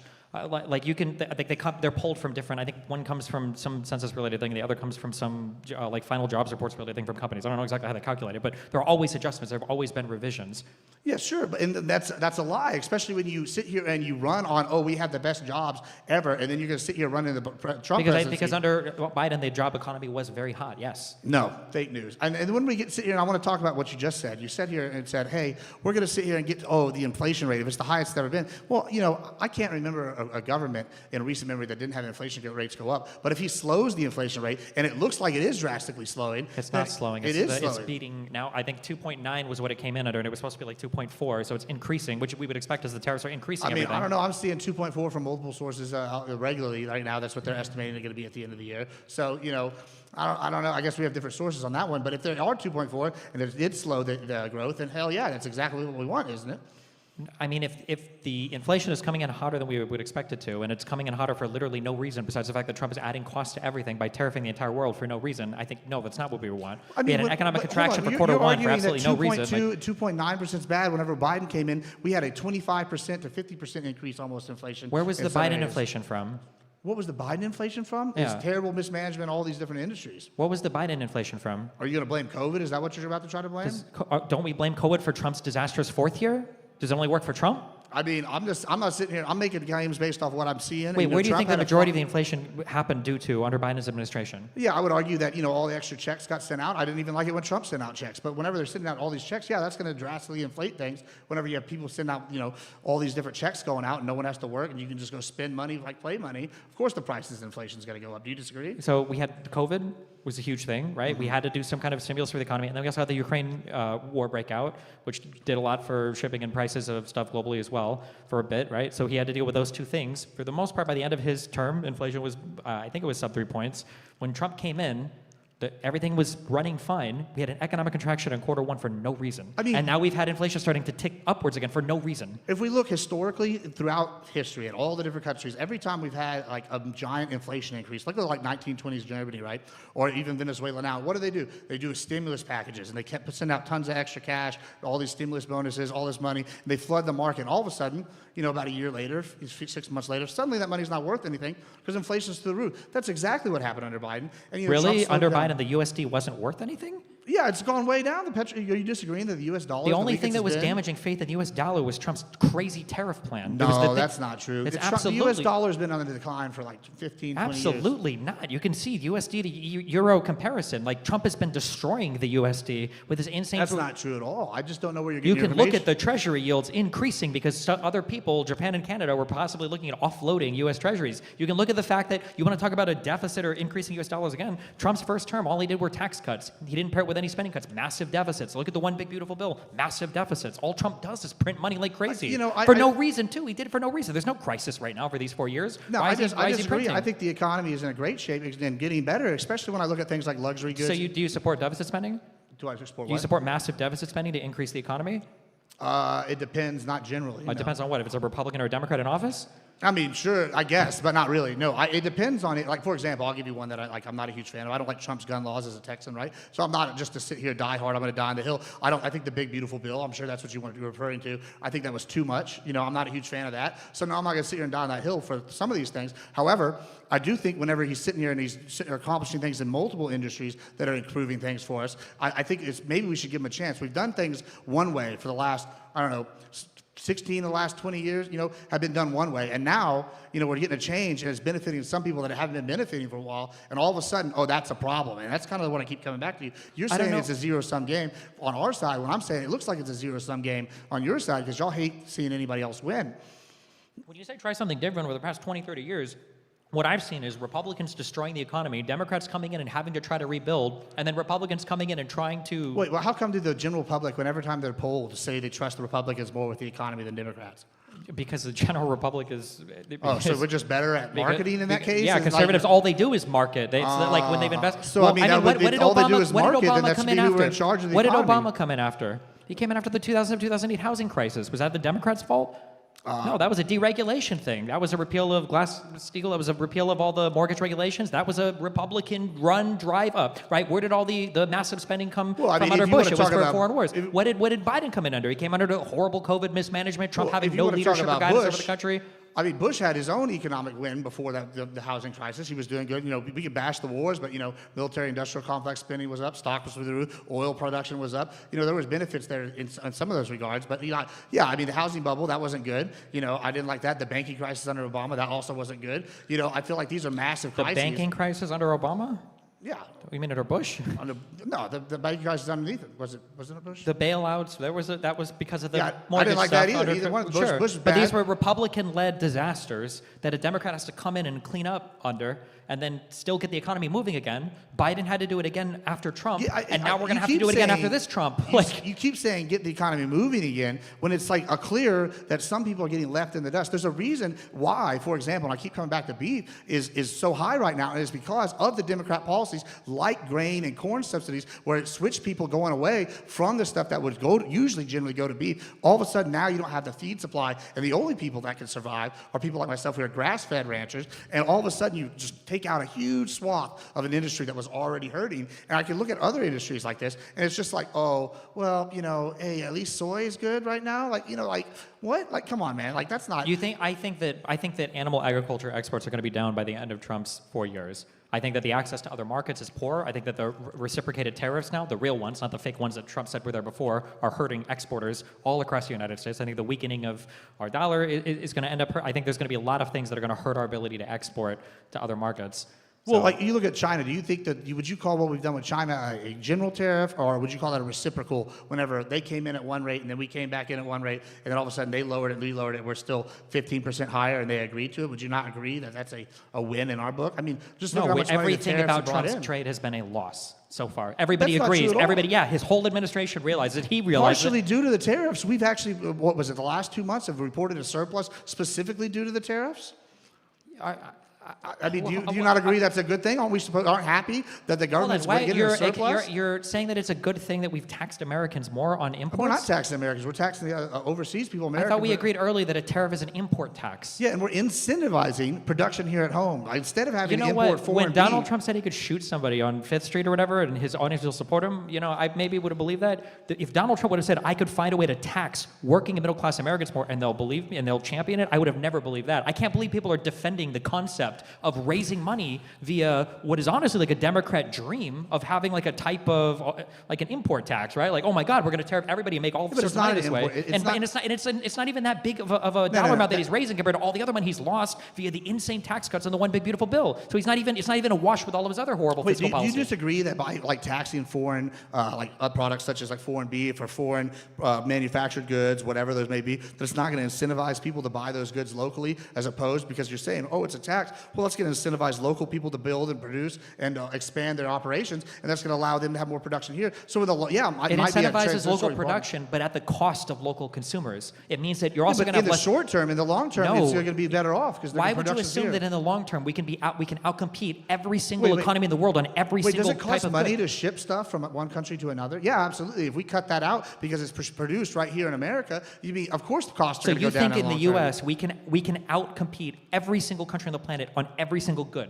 I mean, it depends. Probably, yeah. I trust in America's production capabilities. I don't even know what you to were say. just That saying sounds like we lead the way in nobody technology. serious believes that. That's impossible, and it so- won't happen. It won't happen So at what all. is Like- it? What is it? Is it that we're the leaders in technology and all this service stuff, we can be one of the leaders in production, and we can actually lead the world in this, and we are the current leaders? Or are you saying no, that we're not actually the leaders that you're saying we're number one in? No, So we are the leaders when it comes to like end stage assembly and technology and service and like software. Like this is the stuff that we lead the world in. These are the envies of the world when it comes to production. Well, so look at like H-E-B, and we mentioned Walmart earlier. Why is H-E-B the fastest growing grocer in the United States? Well, the reason why is because they have taken every step out of the way. They own their like cod farms out in Alaska. They own their lobster farms in Maine. They own their beef production facilities here in the United States. They sit here and they work when they go overseas for coffee. They own the coffee production, right? It's all built within their system, and they are eliminating the middlemen, and that's led to lower cost, even despite the tariffs, because guess what? They're an American company producing the goods here. I can point to numerous examples of this. And that's what the Walmart model was. That, and I'm sitting here looking at this, and I say, oh,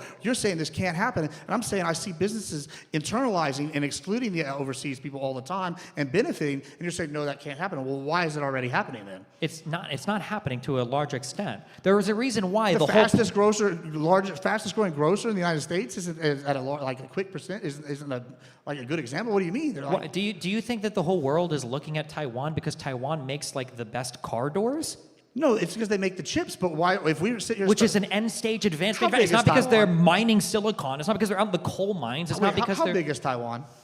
pretty small. Small, right? Like, okay, so I said I'm from Texas, right? Imagine if we just took all the counties that were the same size as Taiwan and started building facilities there, which they're already doing. Like, I don't see how we can't produce these in-game things like you're saying, as well as Because when we we're don't want to build that. We want to do steel.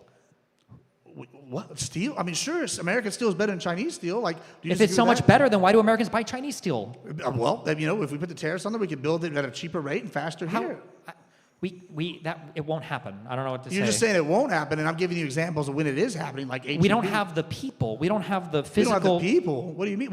Aren't you y'all the ones sitting here saying, oh, hey, we need all these illegal aliens for all these jobs because the Americans won't do them. I'm seeing poultry farms, like butchering facilities. They're hiring Americans now after they've cleared out all these legals. So it looks like we do have the people, and it's just kind of like inconvenient truth to you.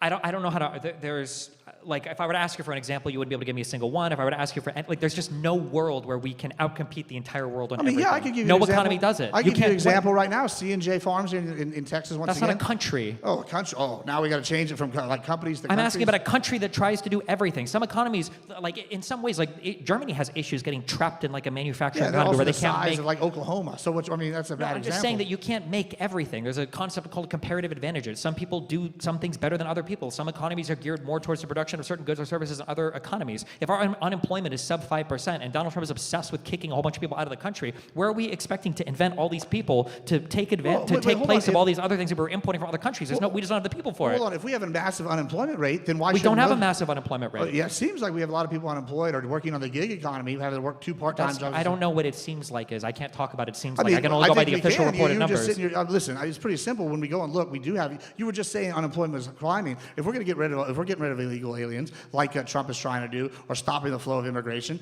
why wouldn't these people suddenly have that are here not be getting hired? I mean, it seems like a no-brainer that you're going to hire here if you can't hire from overseas. When I say unemployment is climbing, I mean it's getting like back up to, and then it's going to go north of 5%. Not we're at 30%, so we can open every single new shop in the United States that we were importing from every other country.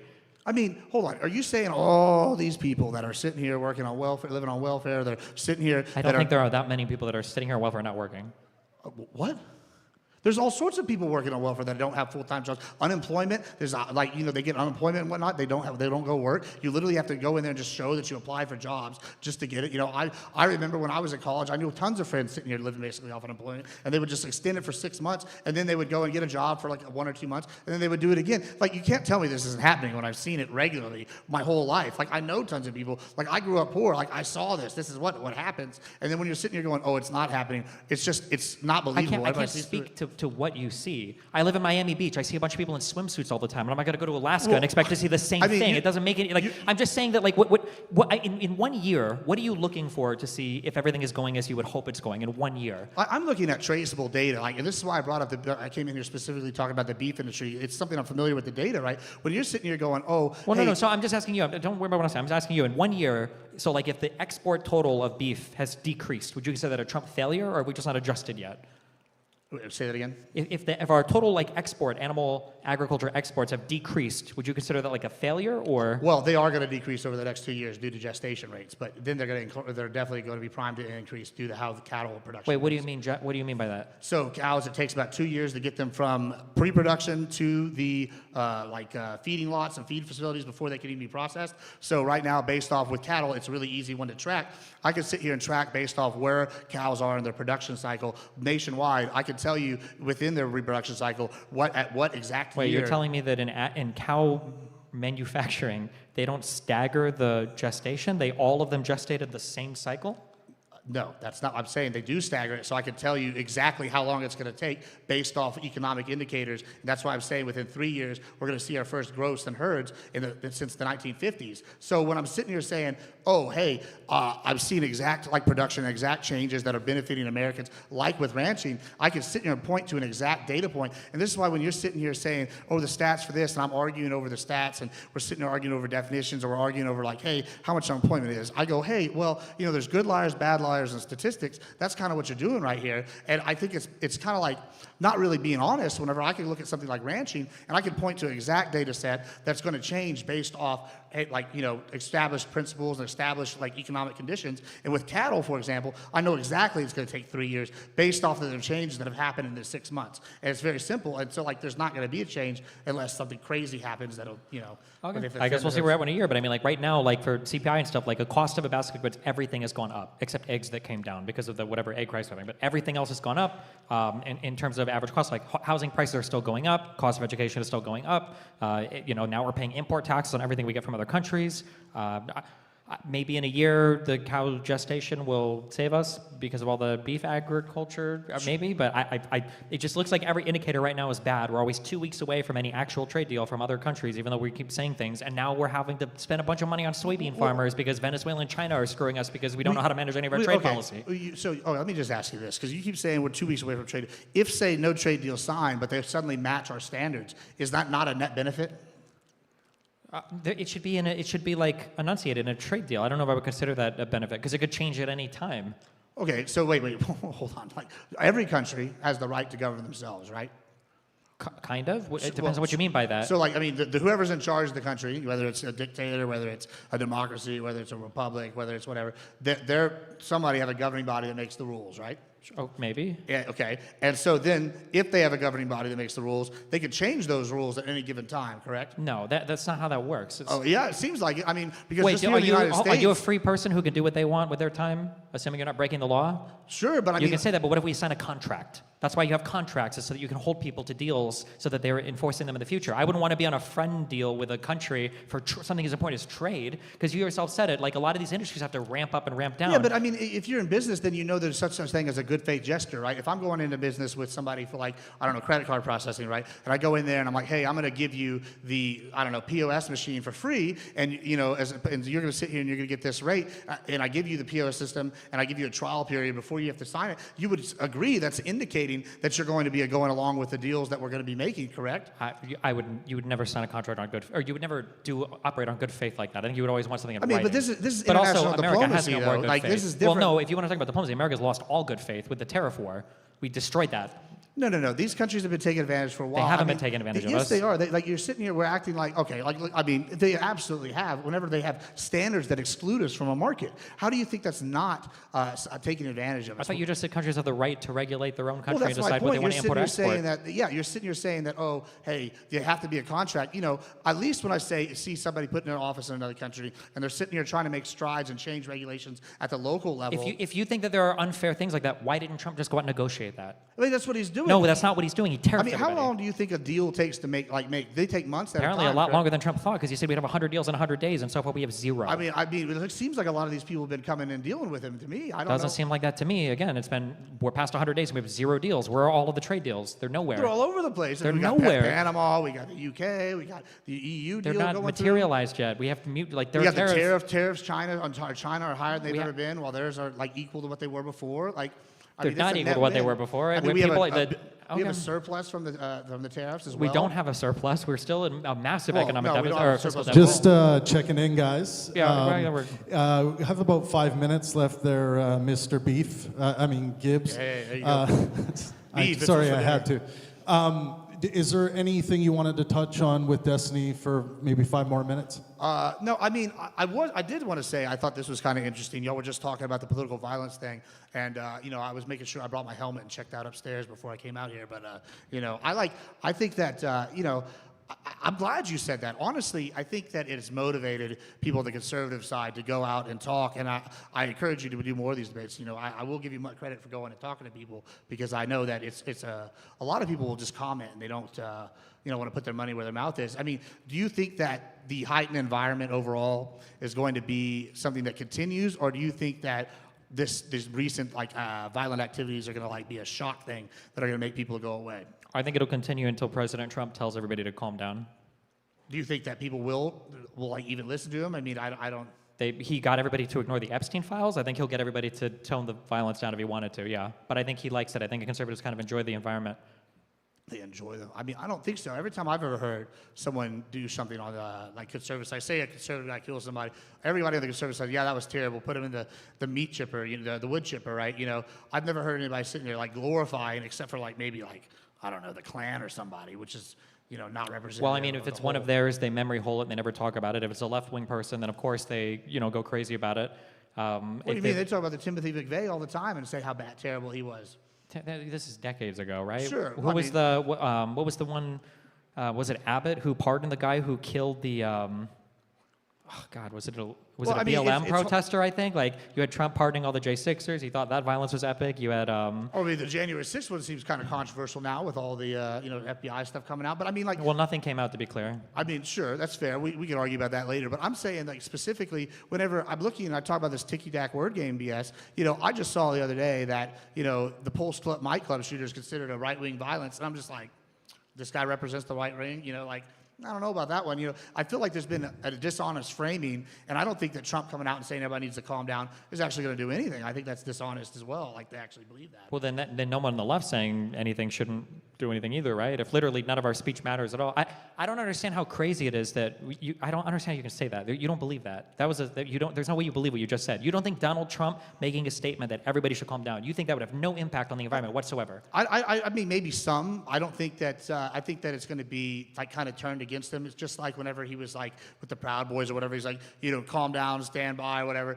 Some people interpret it as, oh, he's going to have his own private army. To most conservatives, it's like, he's like saying, chill out. I feel like anything he does is just going to be framed as. Yeah, but when he said that, everybody capitulation. understood it as like, fuck I mean, shit do you up, right? disagree that anything he says is going to be turned into like I don't know, some kind of meme? Like the No, I think January- it's very obvious. Like when you listen to Biden speak, it was obvious he wanted everybody to calm down. When Donald Trump said stand back and stand Well, by, hold on. Biden said he wanted him he wouldn't be upset if he got taken out one time. I mean, what do you mean? Like, no, he did not Yes. say that. No. Yeah, absolutely. No. Not only did he not say that, but you can look at all of his actions in providing additional Secret Service members and increasing security for even his political opponents or reaching hold out. on. If they increase the security and put the C team on him and they get two people taking pot shots at him, I don't know if that's really increasing the security just because you throw more bodies, but you put like the B team out there. I mean, he's doing what it's not like Biden himself is out there securing the Well, no, events. nobody wants But I'm that. saying as opposed to Biden is providing for additional security and Trump is trying to rescind Secret Service protections, additional ones from every single person he can. He's done that. And I mean, the way that Donald Trump talks about, he went on stage after Erica and was like, well, unlike Charlie Kirk, I hate all my political opponents. It's kind of unhinged to say. Is it though? I mean, like I feel like there's a lot of hate. Like just coming on here, I got Yeah, hate it just comes for from coming to him. me. You get hate from all the people all the time. We all get hate. Like just Yeah, but for there's a good difference from the conversation. president saying it. I mean, is there though? I mean, he's How one. could Like you that's not have a part of different what standard for the people president? like about him is that he. Yeah, is that he's hateful. No, it's that he's a regular person that you could talk. I don't want a regular person. I feel want like- somebody who's better than a regular person. The president of the United You States. say that, but I feel like the part of being the president is that anybody could be president. That's really the myth. The myth of the United States is that hey, little Timmy could grow up and become the president. Anybody can be president isn't the same thing as saying everybody can be president. If you're in a dire situation, you're not looking around and it's like, I got the 6'2" jack guy, I've got the guy with all the military general experience, and I got the everyman. you're- I want the you're arguing- ordinary dude to lead us through the Wait, zombie so- apocalypse? What do you mean? Wait, so you're arguing for an elite oligarchy that runs the United States? That's crazy. Well, I hold don't- on. No, if I was arguing for an That's elite exact- oligarchy to run the United States, I would support Trump and Elon. No, that's so, what no, you're that's doing not what right I'm now. arguing for. I'm saying that the president of You the said United you don't States want it to should be have. everybody.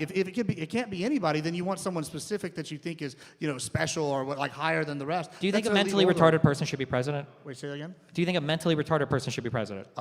Probably not. Yeah, okay. Maybe I'm Okay. okay with Should excluding child them. rapist be president? A what? Child rapist be president? No, I mean obviously not. Foreign national, a Martian. So Well, no, not everybody should be sure, president, sure. right? I mean, we I'm want the talking best about- of the best, okay, right? That's bad faith. I mean, you know that I'm talking about an average American citizen. I'm not sitting here talking about, Tiny Tim from that, the orphanage that's, been dropped on his head 30 times. I don't think anybody here thinks I'm saying that. Nobody's talking about Pedo Joe hanging out in the bathroom somewhere. Like, nobody's talking about that. That's not what we're talking about. We're talking about the average person that could grow up and come from any social class and become the American president. Yeah, I think The people average do. person that come from any social class to be president. Yeah, and I your think that's example is something people- Donald Trump, the No, I mean, multimillionaire it's not real estate one mogul example. from New York He's- City. Yeah, I mean, exactly. That's actually a point that I think you're making right here. It's a good one, is that he's not in the political elite. He comes from the rich elite. And, it's just this big step that we've got with somebody coming from just the economic class instead of this elite political class. I think it's a baby step in the right direction. The guy that was at all the Clintons' weddings and was making daily trips to Epstein's Island was I not mean, part of the oh, elite we're gonna political sit- class. I mean, that's ridiculous. Now we're sitting here equating the Epstein thing. I mean,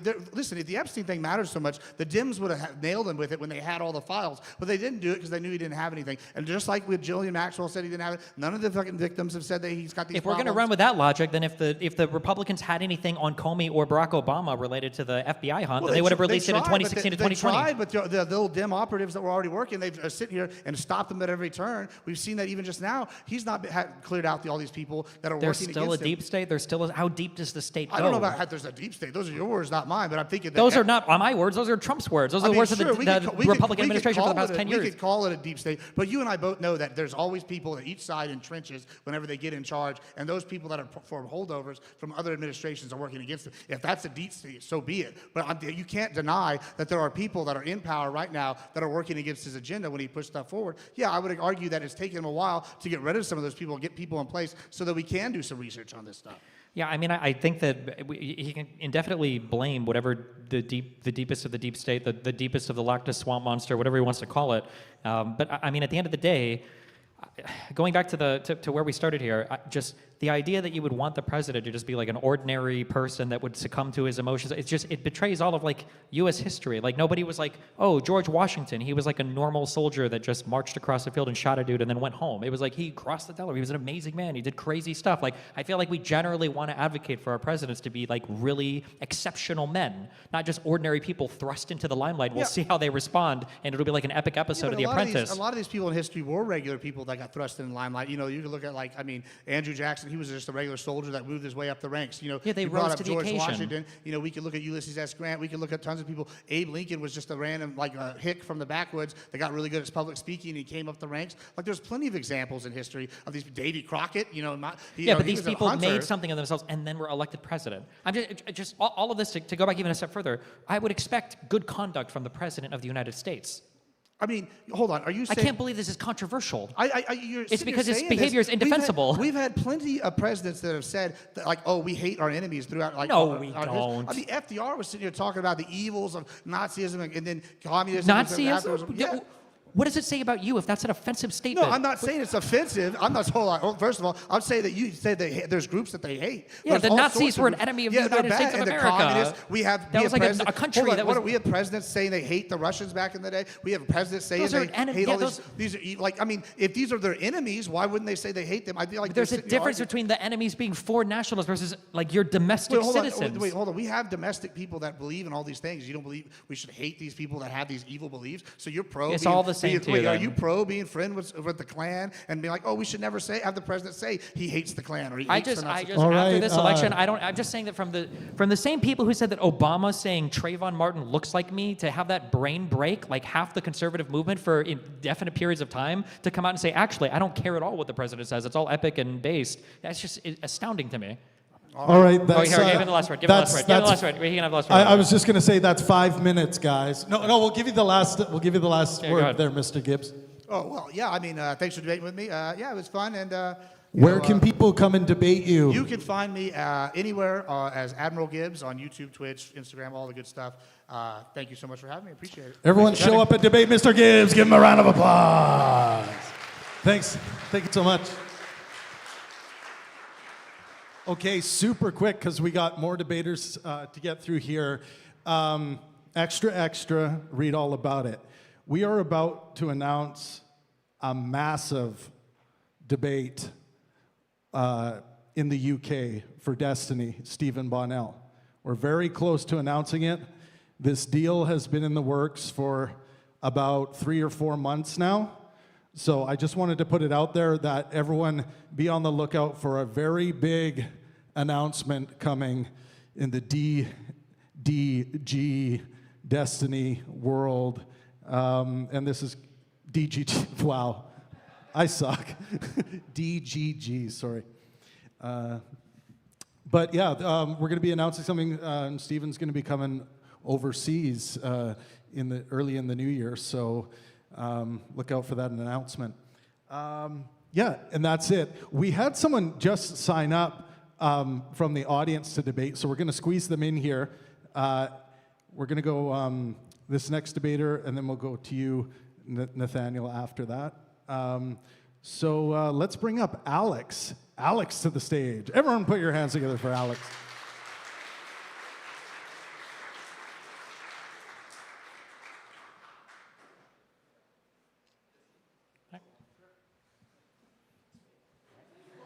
Oh no, shake his hand. You walk by him.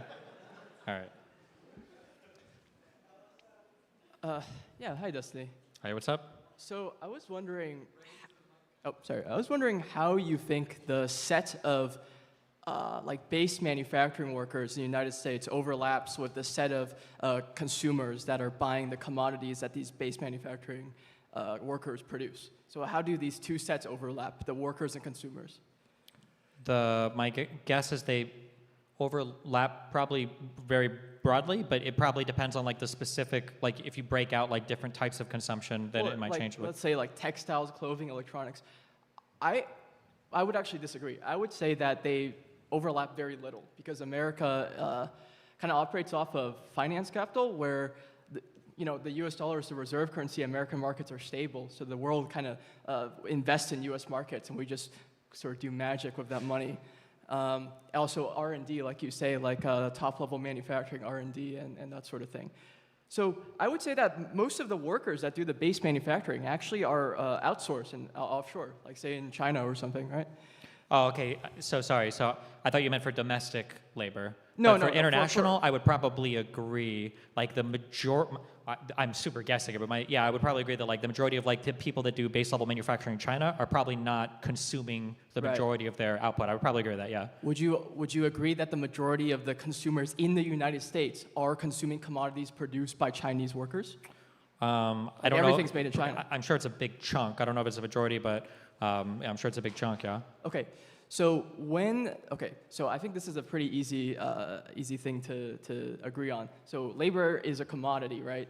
So when how do you say this?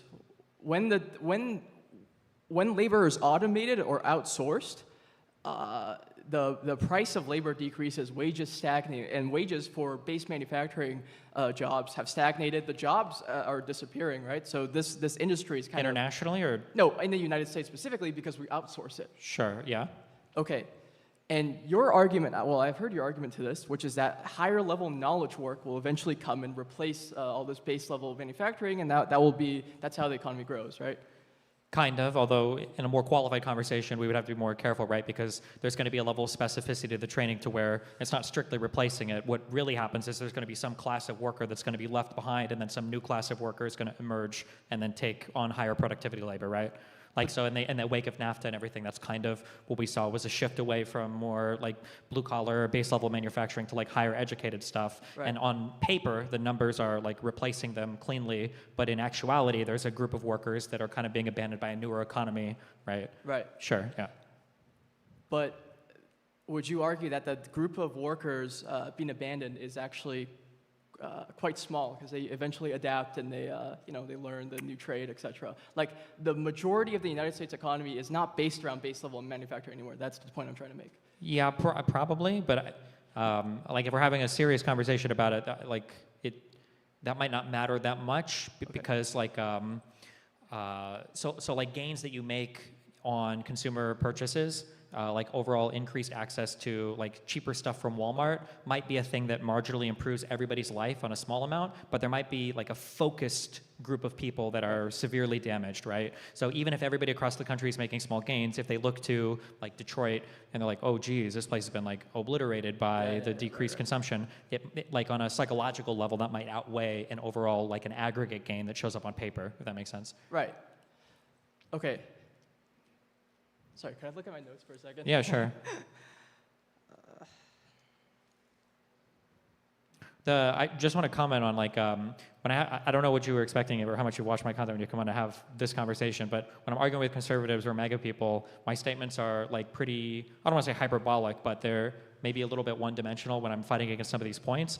One of the reasons why I hate a lot of the conservative takes on economics so much, though, is because I think that there are really valuable discussions that can happen when it comes to the structure of the economy, but we never, ever, ever have those conversations because we're so busy arguing the most hyperbolic things in the world. So what you're talking about right now about like certain workers being displaced by certain types of jobs being exported, certain supply chains being exported, and certain consumers gaining while there's like focused damage on the economy, I think that's a really valuable conversation to have that we don't have. But like on the other side, like what was argued earlier, is saying, well, actually, we can just manufacture every single thing in the United States and it'll be perfect. It's like, okay, well, this is not No, like absolutely not. yeah. I agree that there, yeah. Sorry. So I think no, we should not go back to base level manufacturing. That it's like going to the past. The past doesn't exist anymore. That it's harkening back to, I mean, labor was strong then, but it's harkening back to a past that shouldn't exist when it's automated, right? Why would you mine the coal when the robot mines the coal? Sure. Okay. So my question for you is, so shareholders constantly need the derivative of profit to be positive, right? It needs delta profit needs to be positive.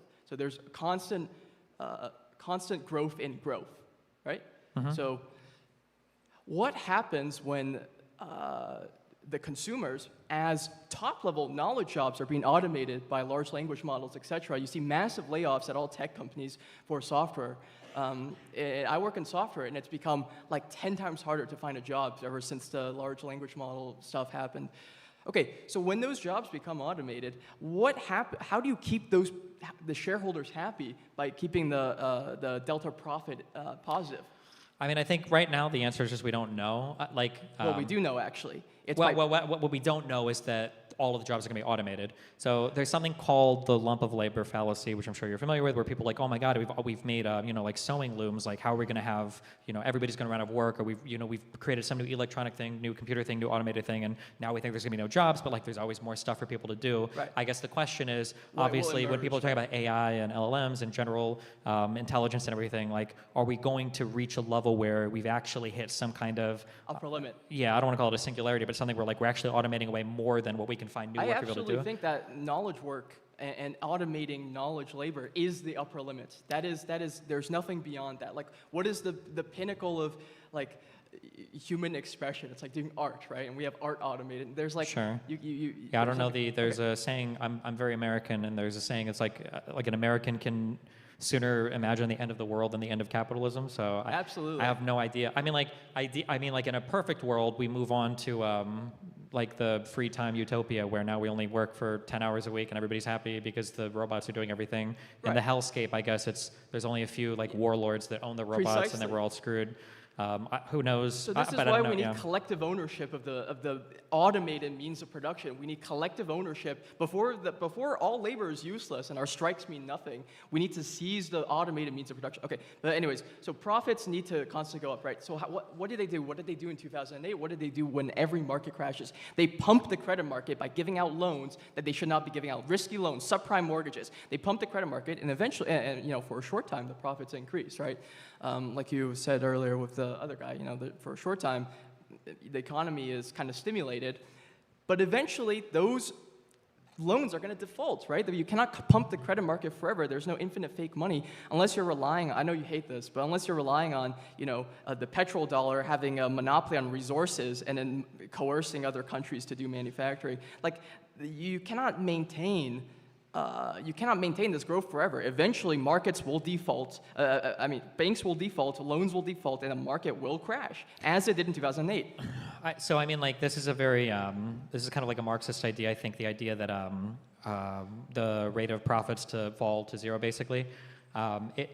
It hasn't been observed yet, but like, is it possible that this could happen? Maybe. It happened in 2008. Well, there's this underlying assumption that I can't speak to any depth of knowledge to this because I just don't know enough. But like, one thing that's kind of like underlying the assumption that you're making, and maybe there's more truth than I'm willing to give credit for, is this idea that a lot of the growth that we've seen in the world economy has just been artificially done by basically IMF printing and- money and this kind of inflationary thing, Fractional versus the reserve counter argument would be, well, no, there actually is a lot more, there's more participants in the global economy now, among Africa, among China, India, there are actually more people and there's more value that's actually being added to the economy, and that represents an increase, in price. I'll utter the What meaningless happens, but statement. why are there market crashes if all of this productivity is real? It's not backed by depth. If it's real, why does a market crash every 30 Well, years there can be or so? market crashes even when there's real value being created, right? Like, that can happen. Well, I feel like the easiest way to analyze, I feel like when I'm looking at, like, it's funny because sometimes people look at market crashes and they'll say, like, oh, like, this is an example that nothing in our economy is real, or this is all fake because of this boom bust cycle. And it's like, maybe that's true, but like, if we take a deep breath and take a macro step back and then like look at the world, Right. like, do we actually feel that way? Like, do we have, like, is a 5090 graphics card really the same as like a 1080, or are the treatments for cancer patients today I feel the like same as they were like 30 definitely years tapering ago? off. Or There's definitely a. do you feel like the progress of technology is tapering off right now? I absolutely believe the progress. No way. I think the progress of technology has tapered off as soon as we reached large language models, and maybe we hit a limit with transformer models, right? Like, maybe they just can't model like large enough context, whatever, right?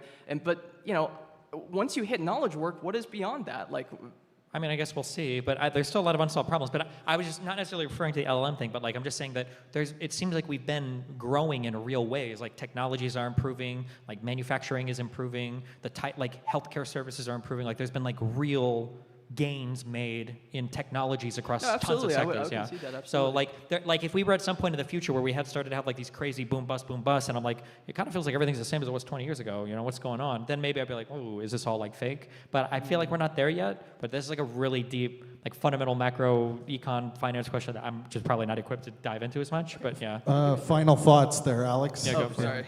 Let me take a look at my If you have any notes for a final sec. thoughts? Yeah, sorry. So yeah, I just wanted to say,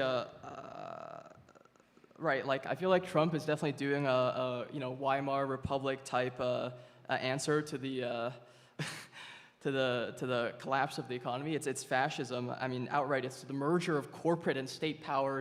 With Musk and government, all these big tech companies merging. It's state power as an arm of corporate power in order to and maintain monopolies, brutalize workers, brutalize unions, and massive militarization to conquer external markets. To redivide, all the imperial reserves like Ukraine, etc.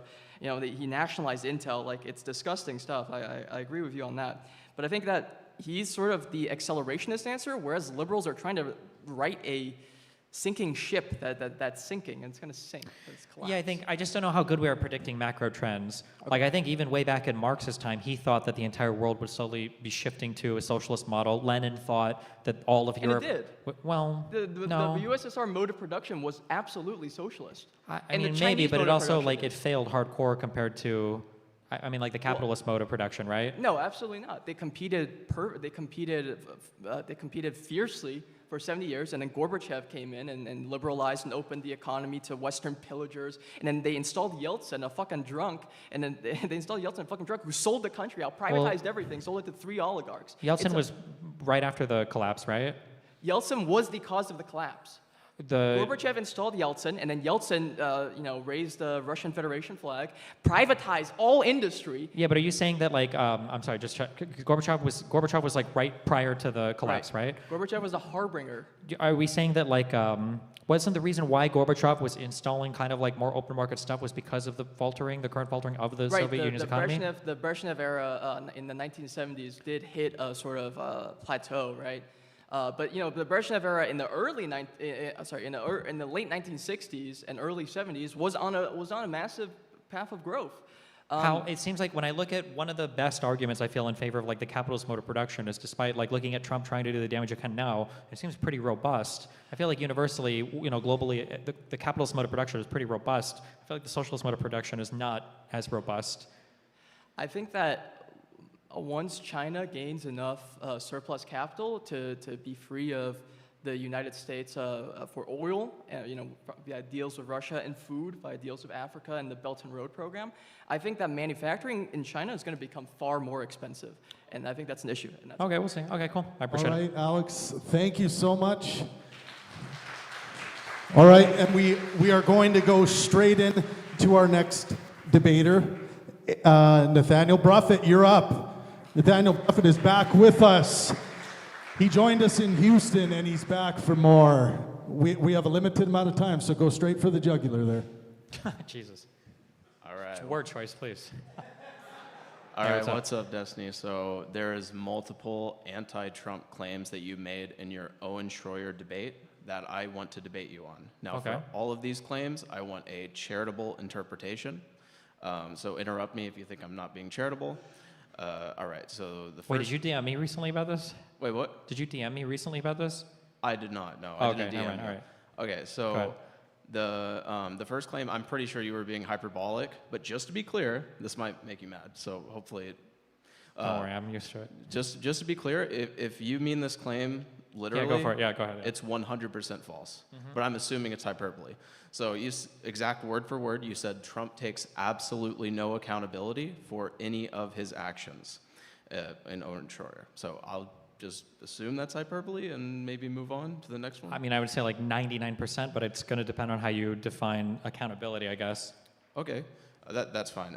If you say 99% though, notice how if we take your claim literally, it's not going to translate to 99%. That would be, you used a universal quantifier. You said Sure, for but any of his humans, when they actions. speak, every time they say always or never, they don't really usually mean 100% or 0%, right? Yeah, that's fine. That's why I want to be charitable. So it doesn't seem like we disagree there. Okay. All right. So the next claim would be, it's crazy that I don't know. Well, I want to be charitable. But, okay. So you said exact words. When you said he, you were talking about Trump, and I'm not going to replace that. So you said he wasn't able to pass any legislation. He wasn't able to do anything about the ACA. So like I think maybe like a really charitable interpretation would be that he wasn't able to pass any legislation that did anything about the ACA. So for legislative landmarks, I know a big thing they wanted to do was the Infrastructure Act. They weren't able to do it. His legislative accomplishments were pretty minor. He had the tax cuts would have been the big one. I think they had like the First Step Act for prison stuff, which was minor, and I think they ended up defunding a lot of that anyway. And then for the ACA, the big goal when Republicans came was to repeal and replace it. But I think all they were able to do was get the like the tax penalty zeroed out or something. Okay, Yeah. but notice how the claim wasn't, Trump wasn't able to fully repeal and replace the ACA. The claim was Trump wasn't able to do anything about the ACA. So do you want to double down on that, or do you want to say that what you meant was something like about, like when you say do anything, what you meant there was do anything I'll about say what I just said is what I was implying, yeah. Okay, so all right, so you don't think that, well, just to be clear, do you think he was able to do anything as far as? I think his presidency was a legislative failure, was an utter legislative failure, and I think they didn't accomplish their goals with the ACA. They didn't accomplish, okay, so the claim that they didn't accomplish their goals, like that's fine. Sure. But I just want to make sure that we don't disagree on the claim that Trump wasn't able to do anything about the ACA, because he did do something about the ACA. He I did indeed do something about it, yes. He did do, okay, all right. Okay, so if he did do something about it, and, you know, like, I just feel like a lot of people, when they listen to the debate, I think it might be a little unfair what you did to Trump. So it's a new claim I'm making. The thing is that I think most people who, or maybe not most people, but definitely a lot of people that listen to the debate, if they hear you say something like, he wasn't able to pass any legislation, he wasn't able to do anything about the ACA, I'm worried that if I'm talking to someone like that, you know, they're going to tell me like, oh yeah, you know, Destiny told me that Trump wasn't able to do anything about the ACA, and they have no idea about the individual mandate thing or anything. Sure. I mean, I think there's arguments to be had that there's a better back and forth there, but I think that MAGA's largely detached themselves from reality. So most of these debates just end up being like at the highest, most like macro level claims back and forth. I think if somebody wants to have like an in-depth conversation about legislation that Trump has or hasn't passed, I think that'd be a lot more exciting to have. But Owen Schroyer wasn't prepared to discuss literally anything in depth. So probably a decent amount of my statements are going to be a bit more hyperbolic, but I think that like the spirit of what I'm getting across, like, oh, you guys failed on the ACA, you didn't do anything about the ACA, right? Like, no conservative's going to come back and be like, well, actually, we got the penalty for that reduced to zero, because they know it was a massive failure to not repeal it. They ran on it. They talked about it for like 8 years, and then when McCain voted no, it was an actual gasp on the floor when everybody was like, oh God, like they messed that up. So I mean, like, yeah, I mean, like this, like in a vacuum, this claim is going to be more narrow. But like the conversation I just had with the last guy about like certain sectors of the economy being damaged and certain sectors of the economy doing better, like I think that'd be a better conversation to have than arguing whether or not you could transition the entire economy to a manufacturing economy. But it seems like right now the right is largely incapable of having those types of conversations. Okay. Do you think that we would maybe disagree that you were, well, I mean, okay, that's fair enough. So another claim you made is that Trump was kind of hoping Mike Pence got killed on January 6th. You use the word kind of and like trying to be charitable and whatnot, but I mean, even if so I know you don't like this. If you don't like it, just deliver the argument for why it's bad. Okay, don't just, but if we do an internal critique, okay, on your view or whatever, even taking a Trump critic perspective, I don't think it would be good for Trump if Mike Pence got killed either way. I don't know if that's really, you can not want someone to be killed and still pressure them to do something that's compatible. More technically you could say that, yeah. So do you think it's fair to say that, you know, this person over Trump here... didn't want Mike Pence to be killed. Trump wanted Pence to feel like Trump could have had him killed to pressure him to act in a way that he wanted. When it came time to count the votes, I guess you could say that, yeah. Yeah, but isn't it like a little bit like maybe unfair to say like, oh, this person over here, like Bob or Trump or whatever, you're claiming that someone kind of you're especially before he was, you know, getting elected, right? You're saying that this person kind of wanted this other person to get killed. And if that's not true, like some people might interpret that claim literally. It's just kind of like my point. I don't know. I mean, like there's a world, like the issue is that like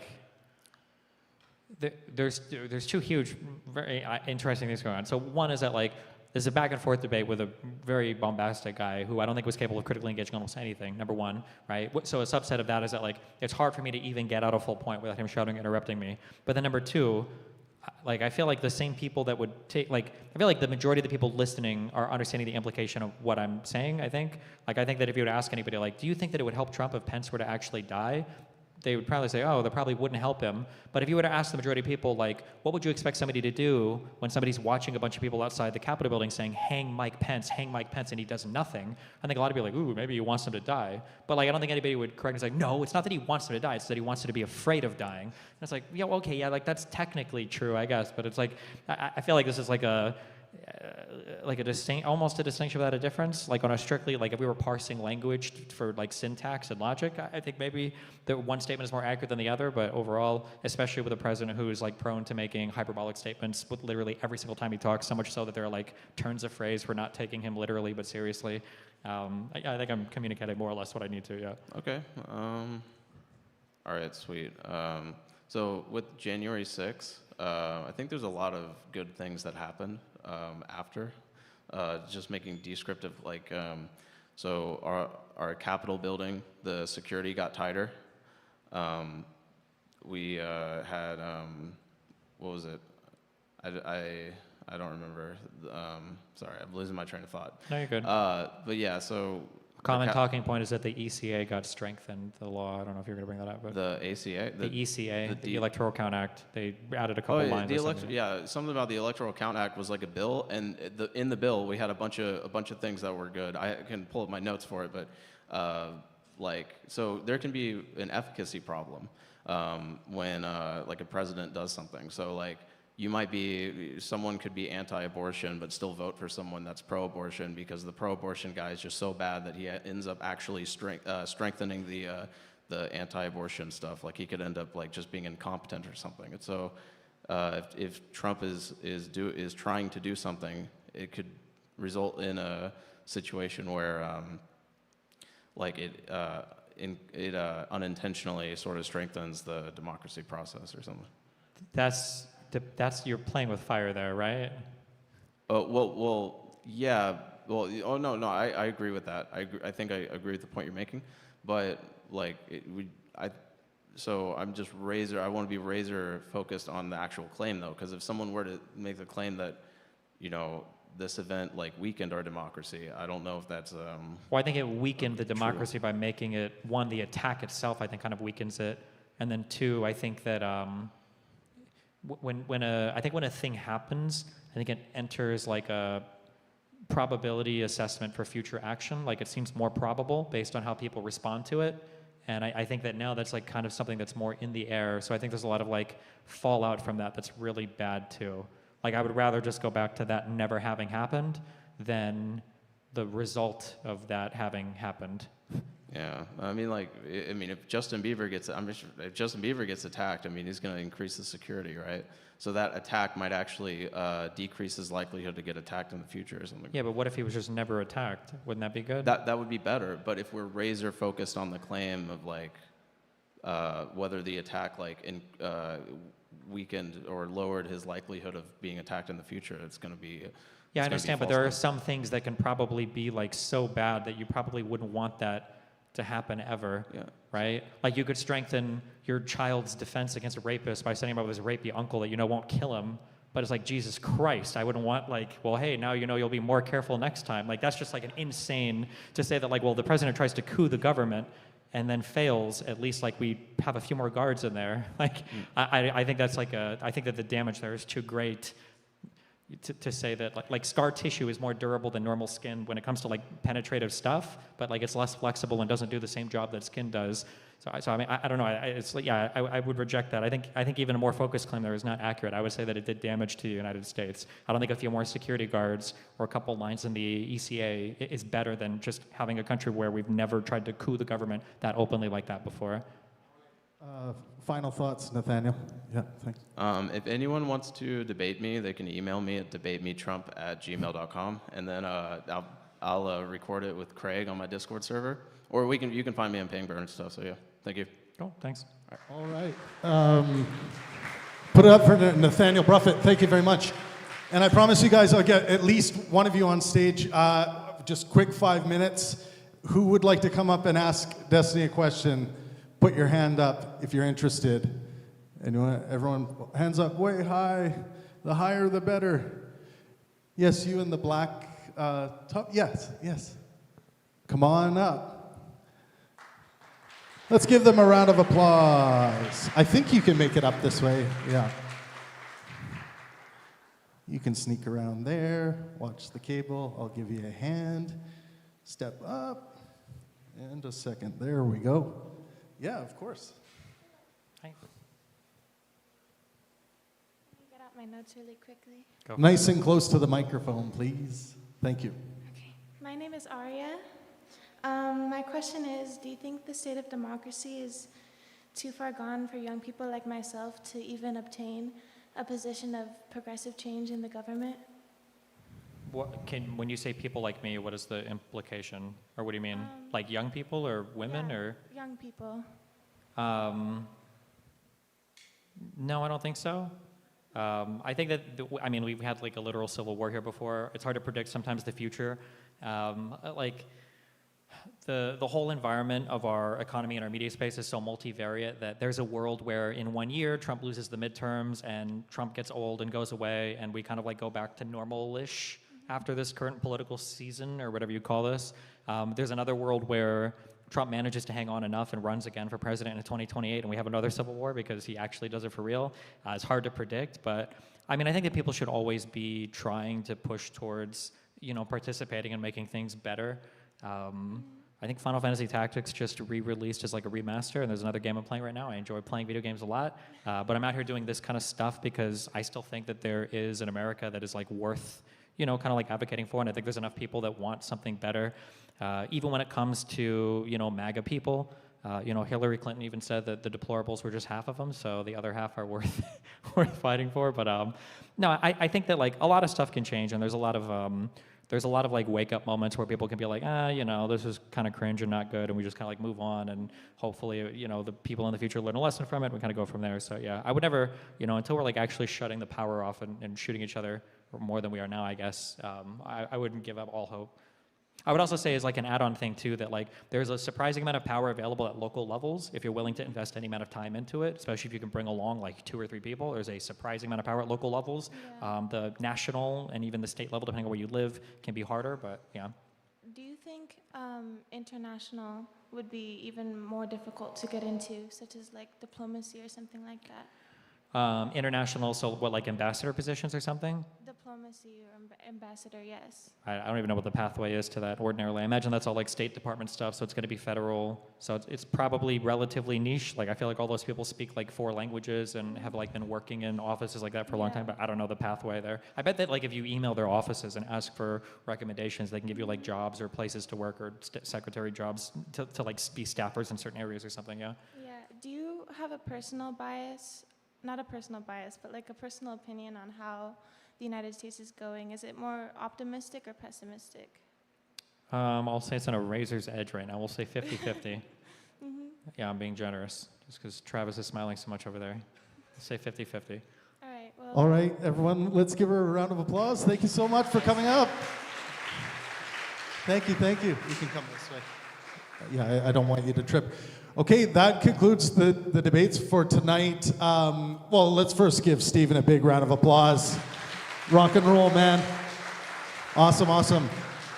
Now we are going to do a poster signing just at the merch table. If you guys could form a line for anyone that wants a free signed poster and to get a picture with Stephen. You can form the line, make it go this way, and do it with it or something. Everyone on YouTube, everyone else listening, we are coming to LA next, October 4th in LA this Saturday. Make sure you join us if you can get there. We'll be at San Francisco the next day. And the next day after that, we'll be in Portland. And then after that, on the 7th, we're going to be in Seattle doing the very same thing. Around 28 debaters have signed up to debate on this tour, so there's going to be a lot of content coming your guys' way. Make sure you head over and subscribe to the Pangburn YouTube channel. It just takes a second, and you're going to be able to see some awesome debates and content over on our channel. I highly suggest, if you haven't watched it yet, watch our new vaccine debate, which I am calling the greatest vaccine debate of all time. You might disagree with me, but you have to watch it to see if you disagree with me or not. But that features Professor Dave Explains, Dave Farina, Dr. Dan Wilson, Debunk the Funk, versus anti-vaxxers Steve Kirsch and Dr. Pierre Corey. And that's a very fiery debate on our channel. And also, I highly suggest checking out our most recent God debate between Alex O'Connor and Dinesh D'Souza. I highly recommend Alex O'Connor's channel, by the way. Yeah, that's it for tonight. We're going to shut the stream down and get to the poster signing. Thank you, everyone, for joining us. This has been a lot of fun. Phoenix, we love you. Good night.